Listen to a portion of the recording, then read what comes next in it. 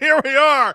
It's the Brandon Walker College Football Show, live from my basement where I want to be. I'm on my own. God bless everybody I was with before, but I'm on my own. Here we are. Brandon Walker College Football Show, Episode 1. Quiggs killed the intro. Quiggs did the intro, I believe. Lukey Blutman is the producer. Shout out to Lukey. Shout out to Quiggs for killing that intro. It's a pretty good one. Here's the run of show. Not the run of show. Here's this. I'm here. It's going to be the Brandon Walker College Football Show. It's a solo show. It's just me and only me, and also Liam Blutman. Hello, Liam. Hi, Brandon. I'm so excited to be here. I'm so happy for you and me as the host of the show. I'm so happy. People don't understand. They're like, hey, Brandon, we're going to get tired of hearing you. Yeah, no shit. I get tired of hearing me. But I got the number one ball watcher in the sport right there. Number one ball watcher is right there. Number one ball knower is right here.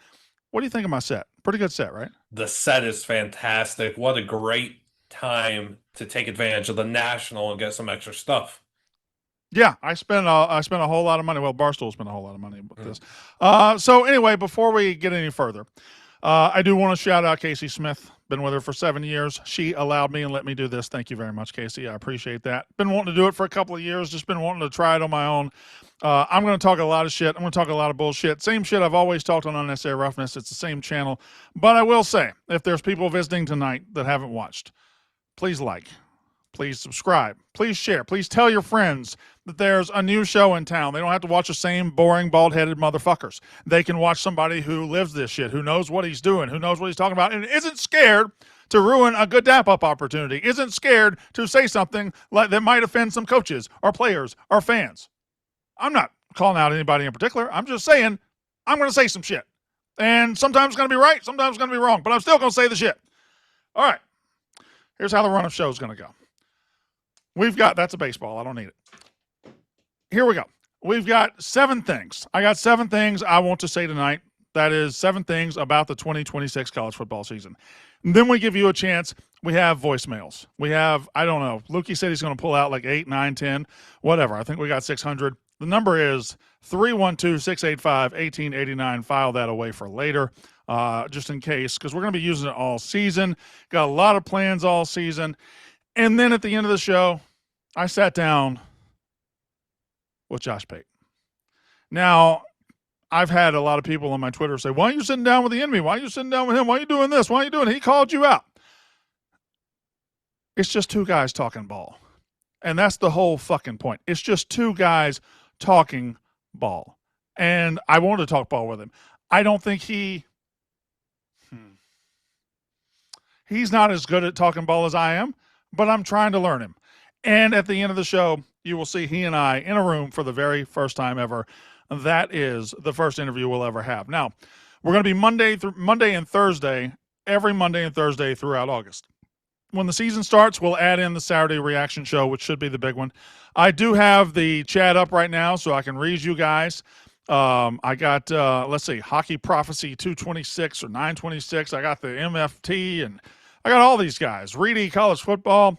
He says, Pate, greater than, suck my fucking dick. Anyway, hello, everyone. Jim Shule. Anyway, the chat's up. I like to interact with my chat. I like to talk to my chat. I like to let the chat go back and forth with me, and you will always be there. You're on my right. Blutman? There we go. We got Lukey Blutman on the controls. We got Liam Blutman on the FaceTime here. So Liam, I'm about to do 7 things. You got the run of show. You're going to have a couple of opinions as well, right? Of course. Also, you have too much Blutman. No, I have the Blutman. True. I have the Blutman. A lot of people, anybody can have a Blutman. I have, Vanna White had a Blutman one time. I have Blutman. What? All right, man. Listen, if anybody, I started a rumor your dad dated Vanna White. That's a pretty good rumor to have. Start the show. I won't watch a Brandon Walker College Football Show. Start the show. I know that's a Stanley Cup back there, but it looks like a mic hanging from the ceiling. The Stanley Cup banner behind you. All right, chat, you're there. We'll have voicemails in a minute. We're probably going to talk about 45 to maybe an hour before we get to the Josh Pate interview, which I believe is about 90 minutes long. So buckle up. All right, I got 7 things to talk about. Thing number 1. Curt Cignetti. Curt Cignetti is the best coach in the country. Curt Cignetti is the defending national championship coach. Curt Cignetti is also a troll who knows his audience. Curt Cignetti went on Big Ten Media Days last week and basically called out the SEC, basically saying the Big Ten is the best. We piss excellence. The SEC is a bunch of whining titty babies. Fine. I have no problem with any of this. I'll read it right now. We don't run a hype machine up here in the Midwest. When we fall short, we don't cry a river and whine and complain. That's why we're the best. And then Curt Cignetti went on to say, yada, yada, yada, yada. But that's basically what he said. Big Ten best, SEC whiny titty babies. I want to break this down. I have three thoughts about this. Number one, he's right. The Big Ten is currently the best conference. It just is. You won 3 straight national titles with 3 different teams. Now, if Ohio State had won 3 straight titles on their own, I don't think I believe that. But Michigan won a national title that they cheated to get. Ohio State won a national title. And now Indiana won a national title with Oregon on deck to possibly win a national title this year. If you do that, you're the best league in the country. I'm sorry. It just happens. That's how it is. Secondly, the SEC was on top long enough. When they were on top, they talked mad amounts of shit, crazy shit, all the time. So we can't get mad when somebody else gets on top and they talk shit. He is full of it in one regard. Curt Cignetti says that you won't see any excuses coming from the Big Ten when they lose. Bull fucking shit. When Ohio State lost a couple of years ago, nothing but excuses. When Michigan falls apart after the national title, nothing but excuses. When Curt Cignetti himself lost to Ohio State and Indiana or Notre Dame the first year, nothing but excuses. Why? Because winning is the same everywhere, whether it's the South or the North. Losing is the same everywhere, whether it's the South or the North. Winning gets to get up on stage and boast and call out the losers. Losing means you're a crybaby bitch. And right now, the SEC is looking up the Big Ten. But don't get it twisted. Winning and losing haven't changed. Just the voices have changed. They've changed addresses. My third point about this is the most important. I think we're closer to the beginning of Big Ten dominance than we are the end of Big Ten dominance. Here's what I mean. They've won 3 straight national titles. I believe we're settling in for the long haul of the Big Ten being on top of the sport unless the SEC makes some changes. When you look back at the SEC's dominance, what started with Florida in 2006, when they lost the game and they were able to get into the game against Ohio State and they killed them. Next year, LSU wins with 2 losses, wins the national title. But for those first couple of years, it was Florida on top, then it was LSU, and in 2008 and 2009, here comes Alabama. The first couple of years of that SEC run, it was just a couple of elite teams at the very, very top. By 3 or 4 years in, what happened was the rest of the SEC responded to that dominance. Alabama goes and gets Saban. Auburn spends all the money and gets Cam Newton. All these teams, or Georgia ends up going down the road that ends up with Kirby Smart in 2016. All these teams got their shit together because the top was so strong. So what happened was a trickle-down effect. All of a sudden, the rest of the SEC is strong as fuck. Right now, the Big Ten is top-heavy. You've got Indiana, Oregon, Ohio State at the top of it. I think what's going to happen is some of these other teams are going to wake up, and that Big Ten is going to be strong as fuck throughout the entire conference. It's been weak at the bottom, but guess what? Michigan State's going to wake up and get their shit right. They're too good of a historic program to not. Wisconsin's going to get their shit right. Eventually, Iowa's going to wise up and get a modern offense. Nebraska's probably getting their shit right at some point. I think the Big Ten is about to go on a run that includes the entire conference, not just the ones at the top. And I hate saying it because I speak with a Southern accent, but the truth is the truth. The SEC was on top for 20 years and I had no problem telling everybody about it. So I don't have a problem with the Big Ten telling us about it. Liam, thoughts? I completely agree. When you look at the Big Ten, that's why he's here. Yep. I'm here to play. Okay, the meek role on Wub. Nonetheless, they kept making good hire after good hire after good hire. David Braun's a great hire for Northwestern. He's going to get things going eventually. You mentioned Michigan State, Pat Fitzgerald, UCLA, Bob Chesney. USC is going to get things right eventually. Mr. Consistent, Matt Campbell. Thing number two is something that happened on the Pardon My Take podcast last week. I don't know if you've ever seen Pardon My Take. Very successful. Good guys over there. I especially like memes. So, Pardon My Take went to Big Ten Media Days, and they interviewed several coaches. They interviewed several media personalities. They interviewed Joel Klatt, one of the top voices in college football. And Joel Klatt had an opinion, and I would like to take his opinion and add a little bit to it. Let's see what Joel Klatt's opinion was on Pardon My Take last week. So let's break it down. Like, how many teams right now do I think have like legitimate, before seeing them, because I think LSU could jump into this, but I think there's 7 teams that I'm like, yeah, they could absolutely win the national championship. So you've got, not in order, you've got Georgia, Texas, you've got Indiana, Oregon, Ohio State, you've got Notre Dame, you've got Miami. I think those are the 7, again, no particular order. Those are the 7 that I'm like, okay, those teams can absolutely win a national championship. All right, stop it It's right weird there. you have Notre Dame ranks. Stop right. I didn't want to hear Big Cat. Stop it right there. He had 7 teams, and he is absolutely correct on all of them. Georgia, Texas, yes, yes. Ohio State, Indiana, Oregon, yes, yes. Notre Dame, Miami, yes, yes, yes. All 7 of those can win the national title. I would like to add one more. I think he's missing one. And it's a team I have never been that high on. It's a coach I've never been that high on. But I think they belong. I think they have the recipe to belong in the national title conversation, and they can win a national championship this year. Blutman, who do you think that might be? I Pretend for a second you don't know who I'm about to say. Texas Tech with all that oil money.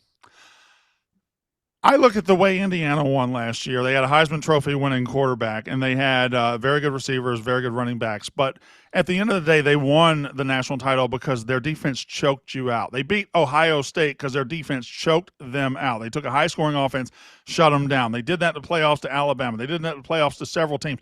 It was defense first, and then you dominate the game defensively, and you give your offense long enough to use the playmakers and win the game. I think that fits one of these contenders this year, and that is the Oklahoma Sooners. And I have never been high on Brent Venables. I've never been high on the Oklahoma Sooners since he took over. But I look at this team. They sure do seem like they're built like a team that if you get in a playoff situation, I don't think they can go undefeated. But if they go 10-2 and get in the playoffs, a lot like Miami last year. Miami was 10-2. They get in the playoffs, their defensive line started wrecking shit, started terrorizing quarterbacks. Same way with this team. They can't go undefeated. The schedule's tough. But if they go 10-2 and they get in a one-game, a one-off scenario with people, that defense is going to be incredible. Plus, you give Brent Venables a month to get ready for the playoff. Very good defensive coach. Mateer for the first 6 weeks of the season last year was great. I don't think they're that explosive on the outside. I know they got Satania. Their running backs aren't what I would consider Oklahoma great. But do they have enough to get to the playoff and then let the defense absolutely wreck shit? I think they do. I would add Oklahoma to Klatt's list. His 7 were perfect. I would add Oklahoma. I wouldn't add Ole Miss. I think you don't get better results with worse coaching. I wouldn't add Alabama. I just don't think they play a style of football that's going to work long-term in the SEC. I wouldn't add Texas Tech. I just don't know. You would have had to make the quarterback position. You've had to upgrade it way more than they upgraded it. So I like all those teams. All those teams are good. Oklahoma's the only one he didn't say that I would add to that national title conversation. Blutman, what do you think? I couldn't even find another team to add. Oklahoma, I think they did a great job adding wide receivers with Trell Harris and Parker Livingstone. Livingstone's going to make life for Mateer even easier. I think you touched on it perfectly, though. The running back, they don't have a star running back. Yeah. That's tough. It's weird because I feel like Oklahoma my whole life had a star running back. Of and course. Now for the last couple of years they just haven't had that guy that scares the shit out of you. So it is what it is. I add Oklahoma to it. Dude sounds like he's dying. Submariner, yeah, I'm aware of that, but you know what? Wub at 7, mostly at 10, Yak at 12. The voice is doing what the voice can do, man. We're gonna have to find out a way to regulate the voice as we go forward. But I'm doing what I can do. Hopefully the voice holds up. It's a lot. It's a lot. It's not real work. I don't work for a living like I used to have to, but the voice kind of takes a beating sometimes, especially this time of year. But it'll get up to speed. We'll be fine. Thing number 3. What we do in this sport, what people do is they like to look at a person's track record, a coach's track record, a team's track record, and they like to think that will be that team for the entirety of history. They like to look at a team and say they've never won, they'll never break through, that coach has never won, he'll never break through. The problem is you have to ignore a lot of recent precedent. If you look this year at teams who have never won it and say, well, they can't win it, fold your arms, they can't win it, they never won it.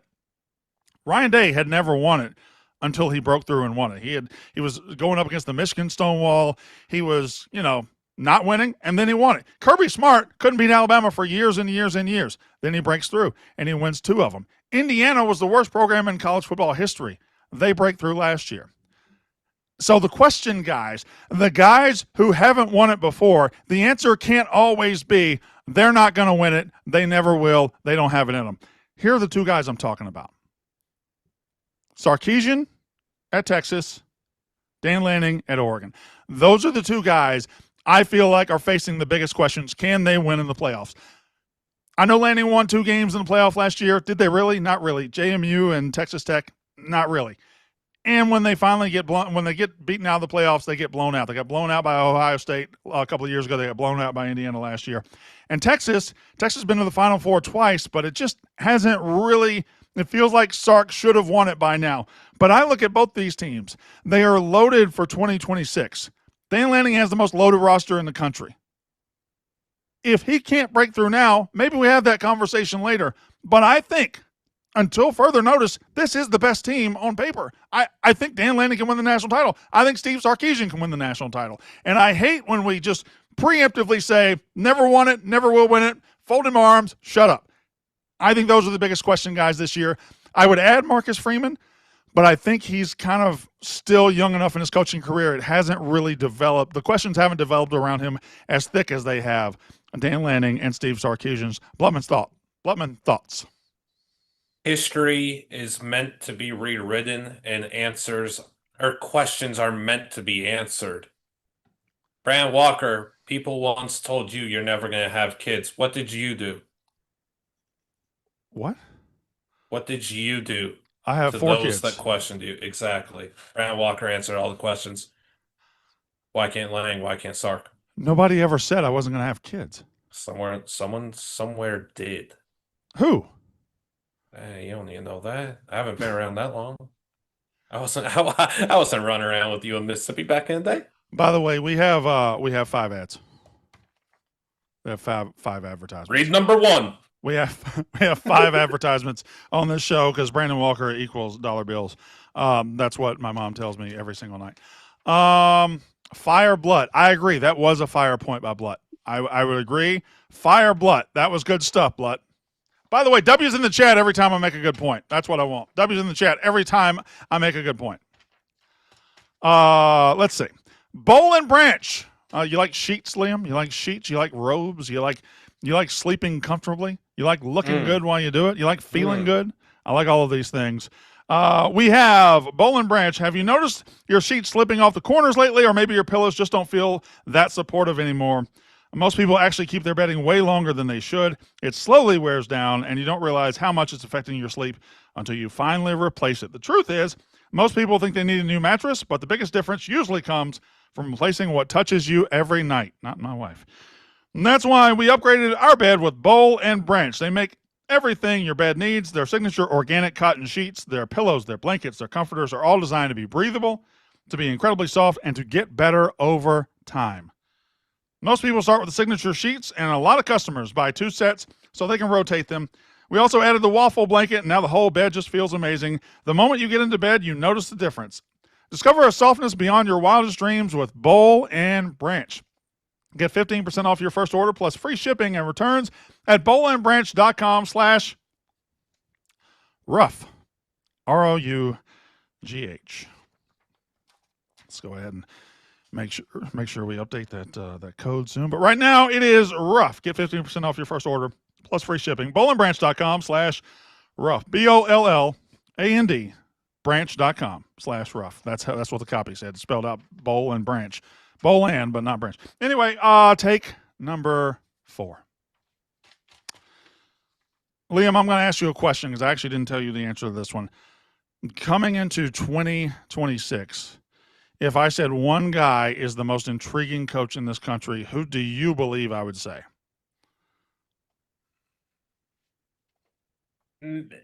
Matt Campbell. Matt Campbell is what you said. Okay. Close. It's damn close. I think the most intriguing coach coming in this year is James Franklin. James Franklin at Virginia Tech. All we heard while he was at Virginia Tech or Penn State for a decade was he'll never beat Ohio State. He'll never beat Michigan. He never could quite get over that hump, but he was still very, very, very damn good for a decade. He was still very close to the top for a decade. He made the Final Four 2 years ago when Drew Aller threw a stupid pick against Notre Dame, or they would have played for a national title. And then last year, the entire thing falls apart. Did James Franklin go from being good to being shitty overnight? Or did Penn State just run out of patience with a guy who was good for a decade? I don't know the answer to that question. All I know is Virginia Tech has been a sleeping program for a while, and the second James Franklin came available, Virginia Tech woke the fuck up. And I like Virginia Tech being awake. I like Virginia Tech mattering. I like James Franklin being in a place that might appreciate him. I think he's a very, very, very good coach. I think at his best, he's probably a top 15 coach in the country. And Virginia Tech is a team that's going to benefit from that the next 5 years. And if you converse that with Matt Campbell's now at Penn State, I'll talk about them later, but that whole thing is interesting. Because if they don't go 11-1 or 10-2, the next 3, 4, 5 years, it's a failure. So I think James Franklin is the most interesting coach in America for this year. Now, I know there's Lane Kiffin out there, but a lot of his intrigue and a lot of his interest comes from canned Twitter stuff, and he's trying to be interesting. I know there's other coaches out there like Cignetti, but he's on top of the mountain right now. You can't be the most intriguing guy if you're on top of the mountain. Thoughts about that, Liam? You are once again correct. It's hard to say the two guys that are question guys are the most intriguing when you're already talking about them so blatantly. Yeah, James Franklin, time to prove you're not a fraud, brother. Take number 5. We got 7 takes, and then we're getting to the voicemails, and then we'll do your interview with Josh Pate in just a minute. So, is my voice going out? Yeah. Who cares? You know why? Because I care. Because I try. Because I was on WUB carrying Dave Portnoy's overrated ass this morning. I was carrying T-Bob. But do y'all know T-Bob shits all the time? You know what? Never mind. We'll talk about that. He's shitting all the time. Take number 5. And this is very specific to the fans that will watch this show and the fans that we have to make better in college football. I want to slow down. I want to take my time. And I want to really go through what this means. Don't have a list. Yes, I said list. Here's what I mean by that. The other day, we were on the Yak. I don't know if you guys have ever seen it. We were on the Yak. White Boy Rick, an Indiana fan, comes in. Now, a couple of years ago, Cignetti got to Indiana. They went 10-2, went to the playoff. And I looked at it and I said, bullshit. Fake team. Easy schedule. Going to get blown out by Ohio State or Notre Dame whenever they play. That's what happened. And that's what I said. That's what I felt. That's what I believe. That's what I watched. Last year, coming into the season, my take on Indiana was they will be a better football team, but have a worse record because the schedule is tougher. They were a better football team, but I was completely wrong on the other shit. I didn't know how good Mendoza was going to be, and I didn't know how good Cignetti truly was. I didn't know that he was truly the best coach in the country with the best staff in the country, and they made me look like a fool by winning the national championship. But 2 years ago, I called them schedule wonders. Last year, I incorrectly said they might lose a couple more, but as soon as I saw them go to Oregon, I said, nope, best team in the country. White Boy Rick comes on the show, and he goes, you're off the list now. I hated you a couple years ago. Now you're off the list. To which I say this. Guys, college football fans, you incredible bitches, myself included, stop having lists. Stop watching a guy who talks about football, and if he says one inkling of an iota of something negative about your school, immediately stomping your feet and saying, I hate this guy. This guy sucks. His mother's a whore. Stupid. It's stupid. We all have opinions about college football. I'm going to be right a lot. I'm going to be wrong a lot. I'm going to see somebody like Indiana. I'm going to say they're this. Turns out they're that. I come around and I say they're that. I'm not a savior when I say they're that. I'm not a terrible person when I say they're this.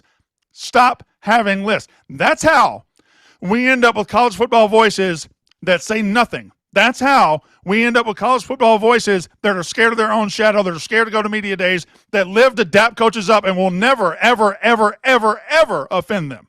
That's how we get stuck in a world with boring-ass people in this stupid-ass sport. Grow the fuck up. Sometimes I'm right. Sometimes I'm wrong.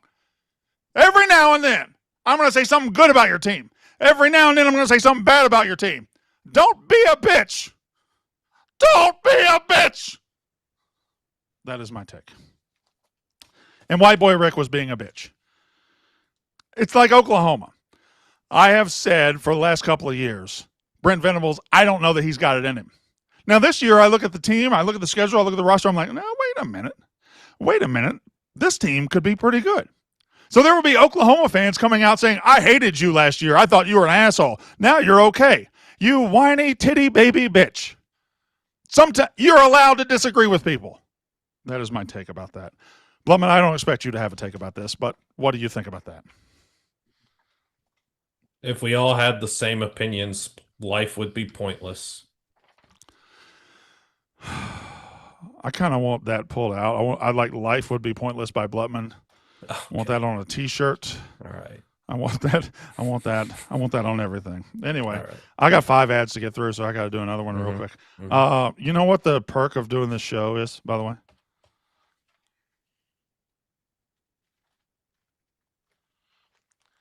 One of our salespeople came up to me today and she said, do you have the product? And I said, what? She said, well, you got to sell some Reese's. Do you have the product? And I said, no. And look how much product they gave me. Look how much Reese's I got.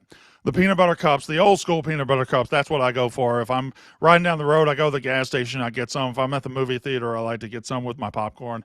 I just love a Reese's peanut butter cup. I love them in every form. I know there's a lot of varieties out there. They got the PB&J. They got all kinds of varieties, and all of them are good. Go get Reese's wherever you shop. They're the official candy partner of Barstool Sports. But I like this bad boy right here. I like the old school Reese's peanut butter cup. It's delicious. I love it. Fantastic. Again, the official candy partner of Barstool Sports. I don't know where to put it. Okay. It probably should be on display behind me, but I don't want to hide Joey McGuire's signed helmet. I don't want to hide Mike Leach. Okay. I love Reese's. I'm going to put it right there because I'm probably going to eat some in a minute. Take number 6. 2 more takes, and then we've got voicemails, and then we'll get to my interview with Josh Pate. Schedule teams. A couple of years ago, by the way, I'm going to call Indiana out one more time, but a couple of years ago, since we got the 12-team playoff, what has developed in the 12-team playoff is we have probably 1 or 2 teams each year that got there solely because of their schedule. Not because of the merit of their team, not because of how good they were, not because they had a chance to win the national title. They got there because their schedule was easy. And the oversaturation of conferences, the conferences being so big, allows teams to sneak in good schedules. A couple of years ago, Indiana played, I think, 9 Big Ten teams, and 8 of them were in the back half of the conference. That's how bad it was. Last year, I think through 10 weeks, excuse me, I think through 10 weeks, Texas A&M had played the bottom 8 teams in the SEC, the bottom 7 teams in the SEC. A&M was a scheduled team last year. Indiana was a scheduled team a couple years ago. Tennessee was a scheduled team a couple years ago when they made the playoff and got killed by Ohio State. SMU 2 years ago was a scheduled team. None of these teams were good enough to win a national title. None of them were good enough to be in the playoff. But A&M had an easy ride last year, got to the playoff, immediately couldn't score a touchdown. Which brings me to this. Who is it this year? Who is it that is going to be there because of their schedule? I have one answer. It's not Miami, easy schedule, but I think they'd be there anyway. That's how good they are. It's not Notre Dame. They have an easy schedule. I think they'd be there anyway because of how good they are.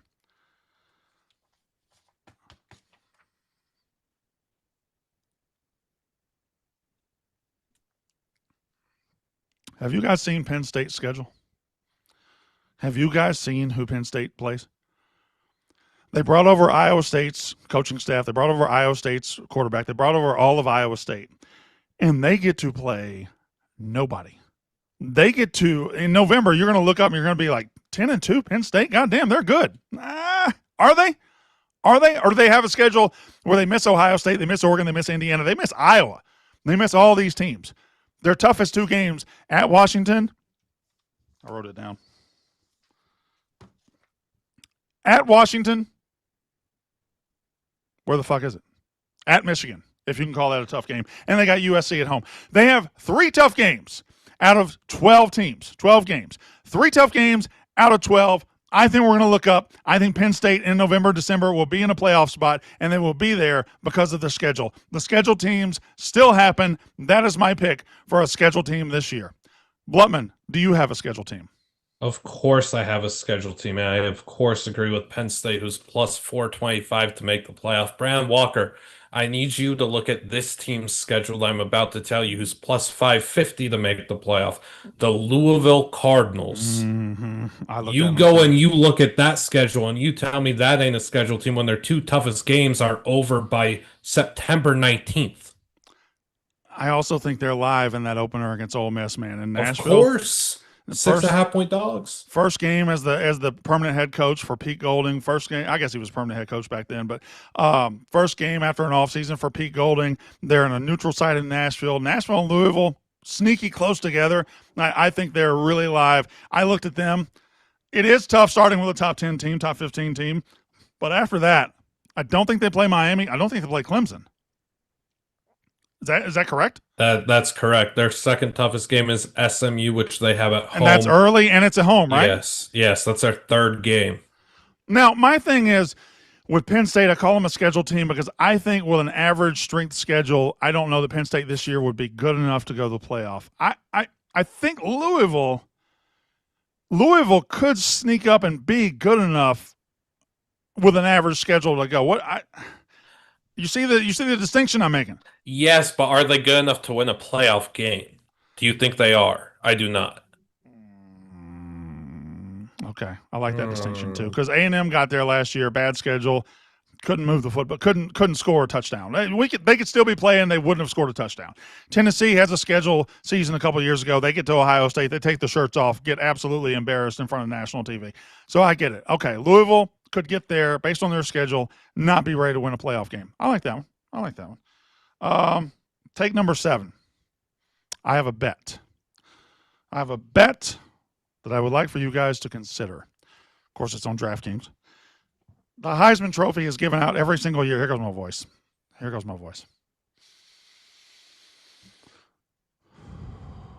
3, 2, 1. 1, 2, 3.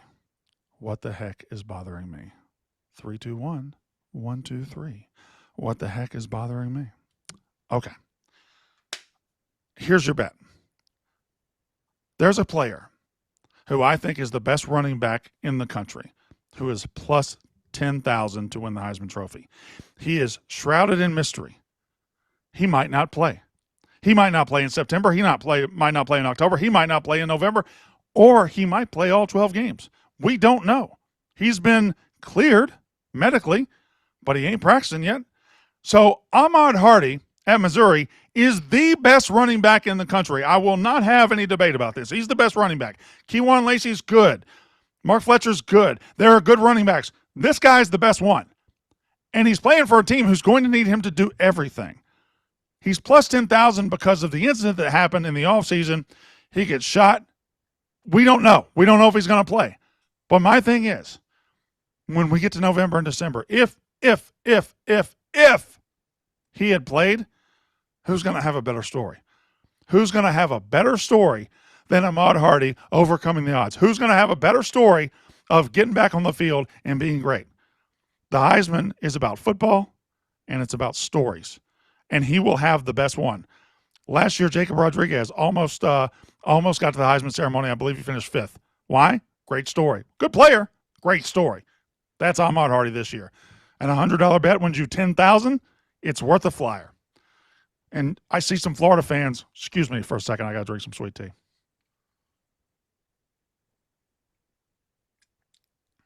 I see some blue jean short wearing Florida fans saying Jaden Ball.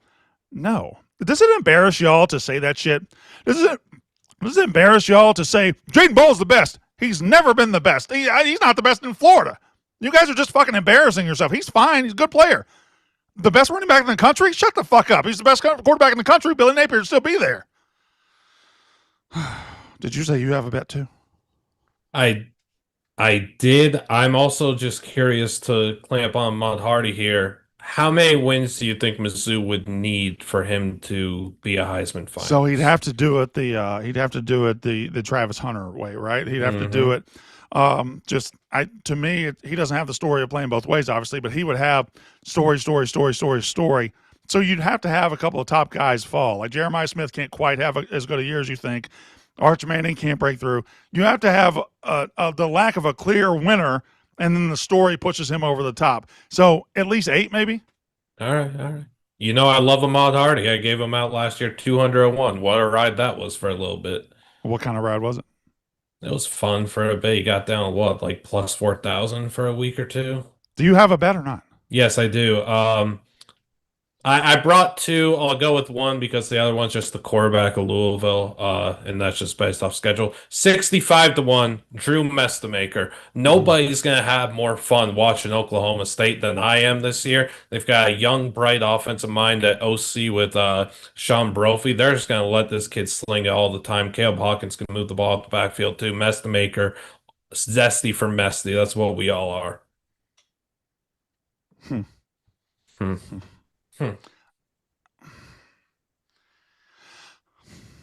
Are too many people on that?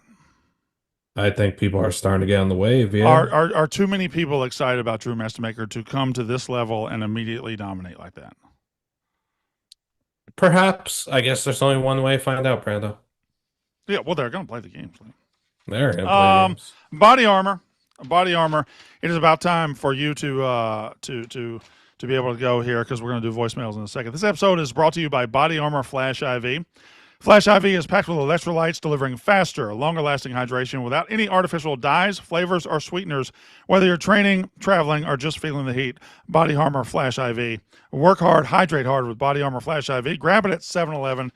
It's my favorite drink that I use to go golfing with.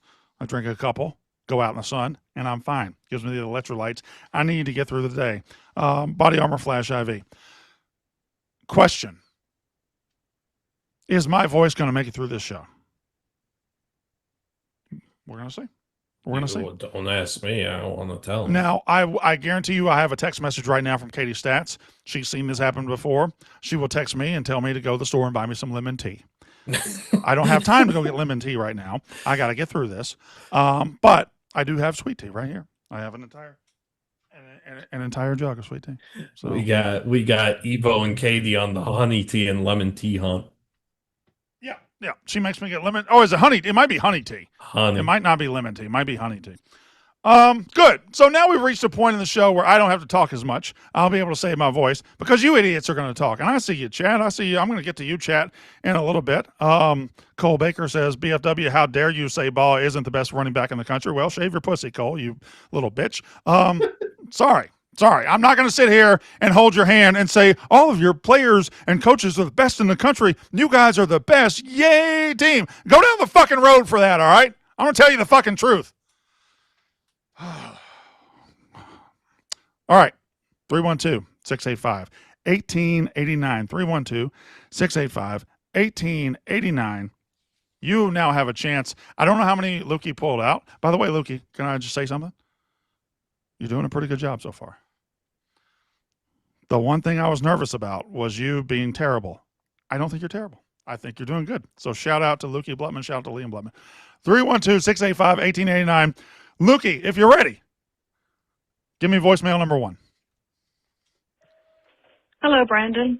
This is your mama. I just wanted to call and say congratulations on your show. I hope it does really well. And by the way, roll tide.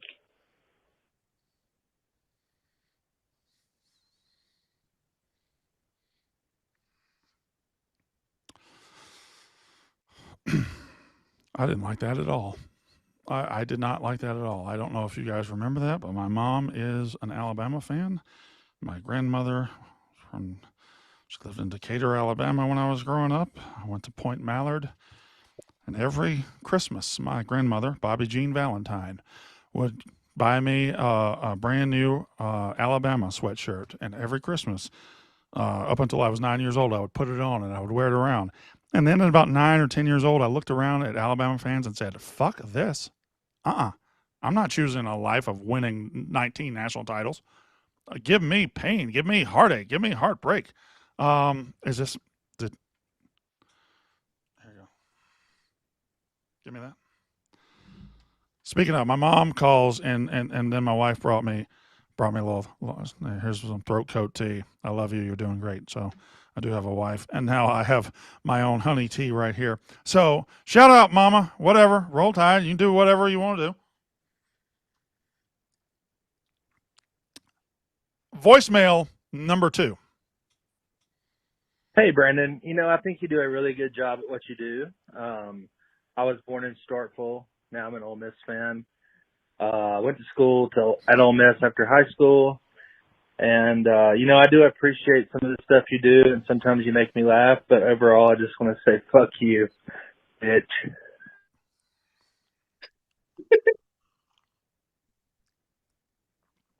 I don't really know who's in charge of picking the voicemails. You have picked my mother, and now some sort of Ole Miss fan who is no doubt down at the Kosciuszko Country Club in Itala County bragging to his over-mortgaged friends that he totally got Brandon Walker. You should have seen it, y'all. Fuck you, and good luck. It's over. Lane's gone. It's over. You know it's over. I know it's over. It's over. TDU. Voicemail number 3. Listen here, Brandon fucking Walker. This is a Gamecock fan, and I do not appreciate the way that you slander us 24/7. Mississippi State fucking sucks. We're going to kick your all's ass week 3, week 4, week 5, whenever the fuck it is, Brandon Walker. You keep Shane Beamer's name out of your mouth. I saw you're in Big T's little funny videos. Talk whenever you see a better head coach. Shane Beamer didn't talk over fucking whoever the fuck that was, little Badivsky, whatever his name is. Brandon Walker, you're on my shit list, buddy. Go Gamecocks. We're going to kick your all's ass this year. Lenore Sellers is going to be a fucking Heisman candidate. What are we doing? He's going to be a first-round pick. Dylan Stewart's going to be a first-round pick. Nick Harbor might sneak into the first round. Shane Beamer kept all those guys together. And look at our recruiting class. Better than yours. Better than yours, Brandon Walker. I don't know why you hate. But I'd love to hear the fucking answer. I hate because of whiny bitches like this guy. This lesbian calls in. This cock fan calls in. Brandon, you correctly told me that my coach was going to be terrible last year, and you told me that we weren't going to win very many games, and that we only won 5. I'm such a bitch. Shut the fuck up. Shut the fuck up. Nobody wants to watch a national college football show with a South Carolina fan calling in and saying, but what about us? What about you?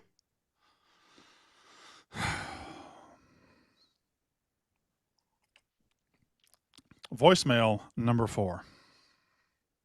Brandon Walker, first of his name, king of the college football realm, protector of the 7 Saturdays, lord of Barstool Sports, the breaker of spreads, the father of hot takes, the keeper of hypotheticals, the conqueror of the SEC, the true believer in Mississippi State, the voice of college football gods, the one who knows ball, and the protector of realm. This is Chris calling from Madison, Wisconsin. What does Notre Dame have to do to reach all the expectations that have been put on it? It seems like it is championship or bust. However, in your undisputed opinion, what does Notre Dame have to do to meet expectations in the upcoming college football season? Thank you. Well, I mean, they gotta go to the playoff and probably play for a national title. Number 1, the quarterback has to be real. I think the quarterback's real. I think he's very good. But there's a chance we fell in love with him because of what he did in the last 10 games last year against the weakest schedule we've ever seen in the history of college football. There's a chance. I don't think it's true, but there's a chance CJ Carr is a little bit of a mirage. I'm going to go based on the fact I don't think he's a mirage. I think he's elite. And I don't really care that you lost 2 great running backs. you can lose running. Running backs are the most losable thing you can have in college football. You got good weapons out there. You got a good quarterback, maybe the best defense in the country, probably the best player in the country in Leonard Moore. Like, there's a lot of great to like about Notre Dame. But what do you have to do to live up to expectations? Well, it's a 2 or 3 game season for you. Don't go 0-2 this time. Last year you had a 2-game season. You went 0-2 last year, missed the playoff, and then you cried about it. I think you're winning. You're at least splitting those games this year. I think they're going to the playoff. I think they will live up to expectations. But you asked what we need to do it. You just got to win the games that matter. And unfortunately, you cowards don't really play that many games that matter. Number 5. Brandon, this is Rich from New York. Congrats. Real excited for the new show. For my question, is the worst offseason move in college football Bama extending DeBoer for 7 years at $87 million? If they go even 8-4, fans will want his head, but it'll be impossible to fire him. They'll turn into Florida State, getting worse and worse. The wrong coach. Their donors aren't Texas A&M level rich. Able to pay a huge buyout like Jimbo. What are your thoughts? And how happy would you be if that happens? Oh, I'd be ecstatic if Alabama went 8-4. But here's the thing. Don't believe any of that shit you just said. Don't believe any of it, because Alabama is not going to let a buyout get in the way of firing an 8-4 coach. That buyout could be $300 kajillion, bafillion, $1 million. Doesn't matter. Doesn't matter what the buyout is. If they go 8-4, Alabama fans will riot, and they will find the money. Look what's happening in LSU. Louisiana is out of money, but LSU football ain't. And the governor's holding parties at his mansion, say, everybody come on over here and let's get a linebacker. Let's get an offensive tackle. That's what they're saying. Extensions aren't real in the SEC. Expectations are real in the SEC. If he goes 8-4, it won't matter where they got to get the money. They will get the money. They can't fall behind. And fuck around, let Auburn be good in year 1 of Golish. Fuck around and let these teams around Alabama get really good. Let Lane go get crazy down at LSU this year. 8-4 gets DeBoer fired. I don't care if the buyout is every bit of money in Alabama. They will do it. So don't worry about that extension. Whew. By the way, I don't know who makes this product, but shout out. Shout out. My wife might have just given me cocaine tea. I don't know. Who knows? Feel good. Throat's better. Throat coat, huh? Look at that. My wife loves me. So, anyway, I got an ad to do before I do voicemail number. How many we got left? 1 or 2? Don't nobody answer that. I'll just sit here. Like 4 left. There's 4 left? You said there were going to be 7. There were Whatever. 2 extra. What do you mean 2? Oh, because the mama thing. You had to put the mama thing in there. Yay, everybody loves Brandon's mama. Yeah. Well, I was poor until I was fucking 40. So blame that on somebody. It wasn't my fault.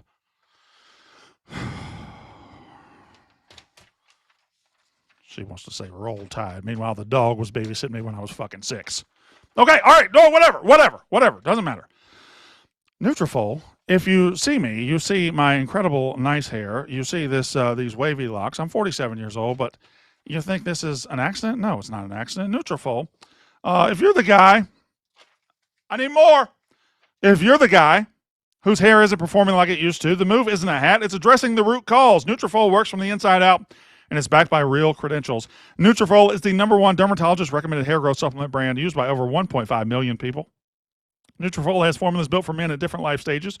Nutrafol Men for guys 18 to 49, and the new Nutrafol Men 50 Plus, which I'll need very soon. It's the first product of its kind, specifically made for men over 50. It addresses the key root causes of thinning wherever you're at in life, grows visibly thicker, fuller hair in 3 to 6 months. Start Nutrafol today. Make the hat optional. Visit Nutrafol.com. Enter promo code WALKER for $10 off your first month subscription, free shipping. Find out why Nutrafol is the #1 best-selling hair growth supplement brand at Nutrafol.com, spelled Nutrafol.com. Promo code WALKER, WALKER. That's Nutrafol.com, promo code WALKER. All right, let's talk a little bit. I got the chat here. This show, again, Monday and Thursday in August. We add Saturday live shows in September when the season comes. I will say the way I'm recording this, I will be live on YouTube every time I do it, but I view it as a podcast. You can wake up on Tuesdays or Fridays, fire it up on your way in, listen to an hour of college football. So check that out. I do want you to go to wherever you download your podcast or get your podcast or whatever, and go subscribe to me there. And here on YouTube, we're here. We'll be live every single time we do this. So please, please, please, please subscribe. Voicemail number, whatever. D. Walker, question for you. How hot is Dabo's seat this year? Is there any scenario where he's gone mid-season? What record does he get earns him another year? Appreciate you. I thought he love your content. Okay, and I appreciate you, but don't leave such long pauses in there, because both times you paused, I thought I was going to have to answer you. But anyway, good. Thank you very much. I don't think there's a number, unless 2-10 he gets fired, 3-9 maybe he gets fired, 4-8, 5-7. I don't know that you can ever fire Dabo Swinney at Clemson. I don't know that you can ever fire him, because he is the reason those buildings still exist. He's the reason that football stadium still exists. He's the reason it mattered in the 21st century. He is the reason for all of it. He won 2 national titles. He beat Nick Saban at the height of Nick Saban. Nobody beat Nick Saban at the height of Nick Saban. Dabo did it twice. He did it twice. I think he should be Clemson royalty until the day he dies. I think you just got to eat whatever he gives you for until the day he's ready to quit or goes into the ground. Dabo's a made man. Clemson, you're Clemson. You are Clemson. You're stuck with Dabo. I'm sorry. That's just what it is. Now, voicemail number 7. Hey, Brandon. First time, long time. This is Patrick from Oklahoma City. I've got a take that nobody wants to admit, and that's that the Oklahoma Sooners joining the SEC actually saved the SEC. Before OU showed up, the conference was turning into a joke retirement community. Alabama's dynasty's over. Stop this bullshit. LSU doesn't know who the hell they are. Stop it. The second Oklahoma and Texas joined the SEC stopped winning national titles. The second they lowered their standards and let Oklahoma into the SEC's aura and mystique went the fuck away. The SEC became Big 12 East because they let Oklahoma in. Whatever you just said is the dumbest shit I've ever heard in my life. Let me hear the rest of it. Hey, Brandon. Or the whole thing again. Or a third of it. Hey, Brandon. The hell they are. Florida, who knows what they're doing. Auburn, firing a coach every year. And Texas A&M was spending billions of dollars of oil money just to go 7-5 or 8-4 every year. Then the Sooners show up, and suddenly everyone remembers how to hate each other. And I hate to give credit to the team down south, but Texas joined. Now there's rivalries that matter. Without OU, SEC Media Days would have been Nick Saban's ghost and Lane Kiffin doing whatever the hell Lane Kiffin's doing. I'll hang up and listen. Thanks, Brandon. Please hang up. Please hang up, and please only listen from now on. This is the problem that I've had with Oklahoma fans. They think if you're not talking about Oklahoma, you're not worth listening to. They only think in Oklahoma. I promise you, nobody in SEC country even remembers the day Oklahoma joined the league. It is the biggest non-factor that has ever non-factored ever. Now, I think they can be pretty good this year. I even picked them to possibly win the national title earlier. But Oklahoma, you got to understand, you came from a place where you were everything, and now you're at a place where you are nothing. And I know being nothing kind of sucks. Trust me, I know. But that's where you are. That's where you are. And until you become something again, you will always be nothing. And you are the nothing the SEC has to live with. Also, I think that roster is loaded and they can win the national title this year. Next voicemail, please. Hey, Brandon, this is Dane from Ohio. I know you're a big Southern boy and know you're all about that soft Eastern Conference, but I figured I'd ask you since you are the #1 college football personality. What are your thoughts on Coach Whittingham saying he can't hate the Buckeyes, like not even for 1 week? I mean, I do think he seems like a great man, great leader, but do you think he has what it takes to be the next head football coach at Michigan if he can't even have some hate in his heart for one singular week? Thanks, Brandon. Well, all I would do, the advice I would give to him, The advice I would give to the new Michigan coach is just listen to one voicemail left by you, because if he hears that whiny ass shit again, he will hate everything about Ohio State.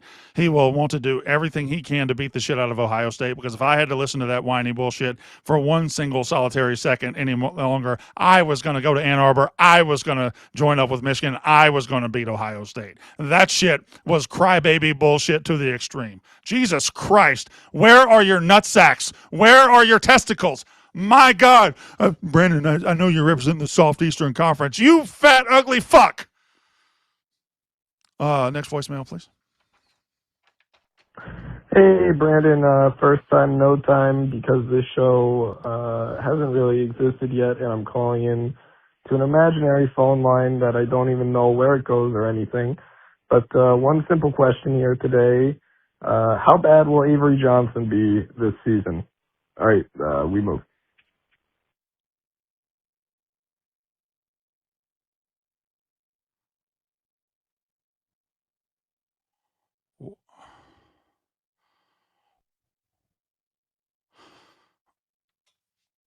What the fuck was that? Lukey, when I said let's do voicemails, I said let all the college football fans call in. If they want to whine, good. If they want to do this, what's good? Ethan Camps, that is the most work he has put in a day in his life in the last 13 years. He actually might email that call to Big Cat and say, look, boss, I'm doing it. What the fuck was that? We move. Do you have any more, or was Ethan the last one? That was the last one. You're going to sit here and tell me your first day as producer, the last voicemail you gave me was from Ethan Camps. I thought we would end on a high note. We move.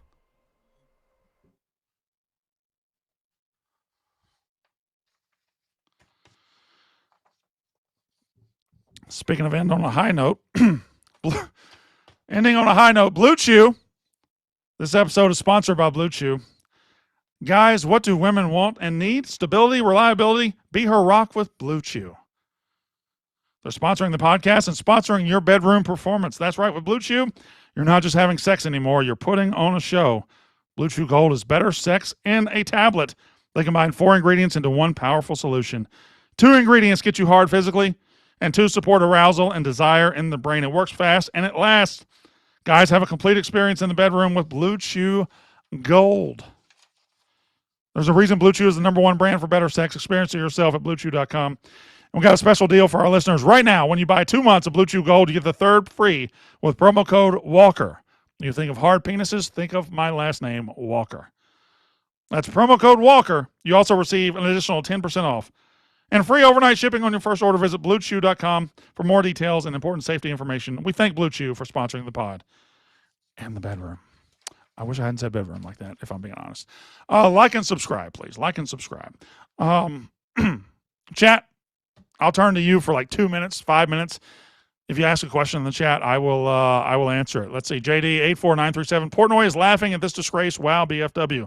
And that's useful. That's useful information. I appreciate that. Thank you for telling me what Portnoy is laughing at. He pays me a lot of money. Thank you, wife. I have my second round of what? Some lemon for taste. My second round of throat coat right here. Yeah, you did.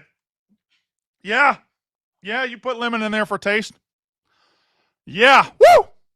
All right. Can Kansas football ever get good? For a year or two. Never for very long. I mean, it's Kansas football. It's a state that doesn't really care about football. A state that doesn't produce that many players. So, yeah, I think every now and then you'll have a good season, but no, not for the long run. Although, Indiana just won the fucking national title. So, never say never, I guess.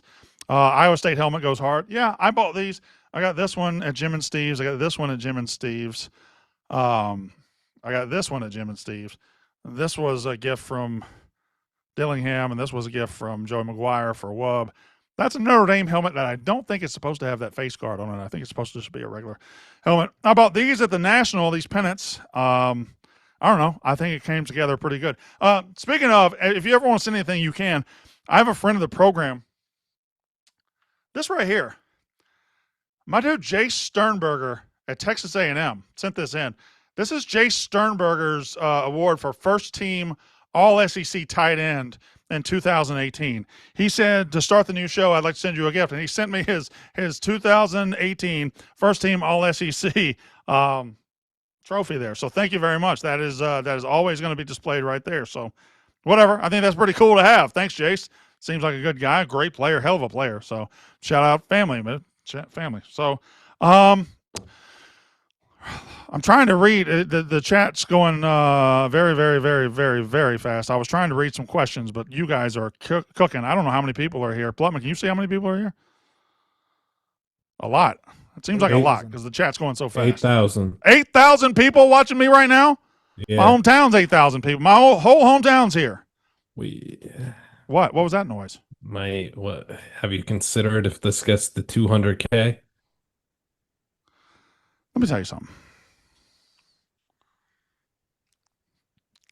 Since I got to Barstool, I've taken naked pictures in a bathtub of rose petals while a gay photographer straddled me. I have ingested things I never thought I'd ingest. I have dived. I have jumped into things I never thought I'd jump into. I've done things. I've been naked on camera. I've worn thongs. I don't care. They can have me ride whatever for 200,000 views. As long as there's 200,000 the next show, I will do it. All right, I was going to do as many questions as I can. The chat's going way too fast. Chance Summerall wins at Florida. Pretty good. I think John Summerall's a good coach. I don't know that he wins this year. Although I wouldn't be shocked if they're 6-0 come mid-October, but then it gets rough. Can LSU win the SEC? Yeah, sure. Yeah, why not? I don't think the quarterback's good enough, but I think the coach is. And if you have the coach, he can work with the quarterback. Wow. Camario for Heisman. Thank you very much. Blutman, who wins the Mountain West? Ooh, North Dakota State. No. Yeah, Nathan Hayes is a baller. NDSU's a quarterback factory. But it just won't matter. There's a quarterback out there that I'm very, very, very bullish on this year. Do you know who it is? No, I do not. Use some context clues here. Mountain West. Who do I like out in the Mountain West? Oh, you love UNLV. Yeah. Jackson Arnold. Jackson Arnold with Dan Mullen. If I was a quarterback, 5-star quarterback, and I failed, I would find Dan Mullen as fast as I possibly could. All right.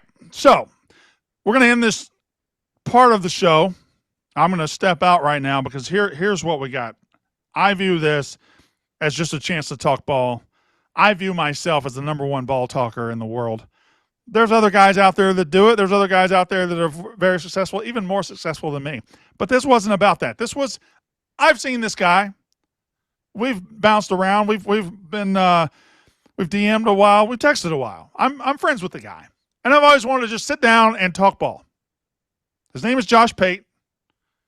And for the next hour and a half, I don't know exactly how long it is, but for the rest of the show will be this interview with Josh Pate.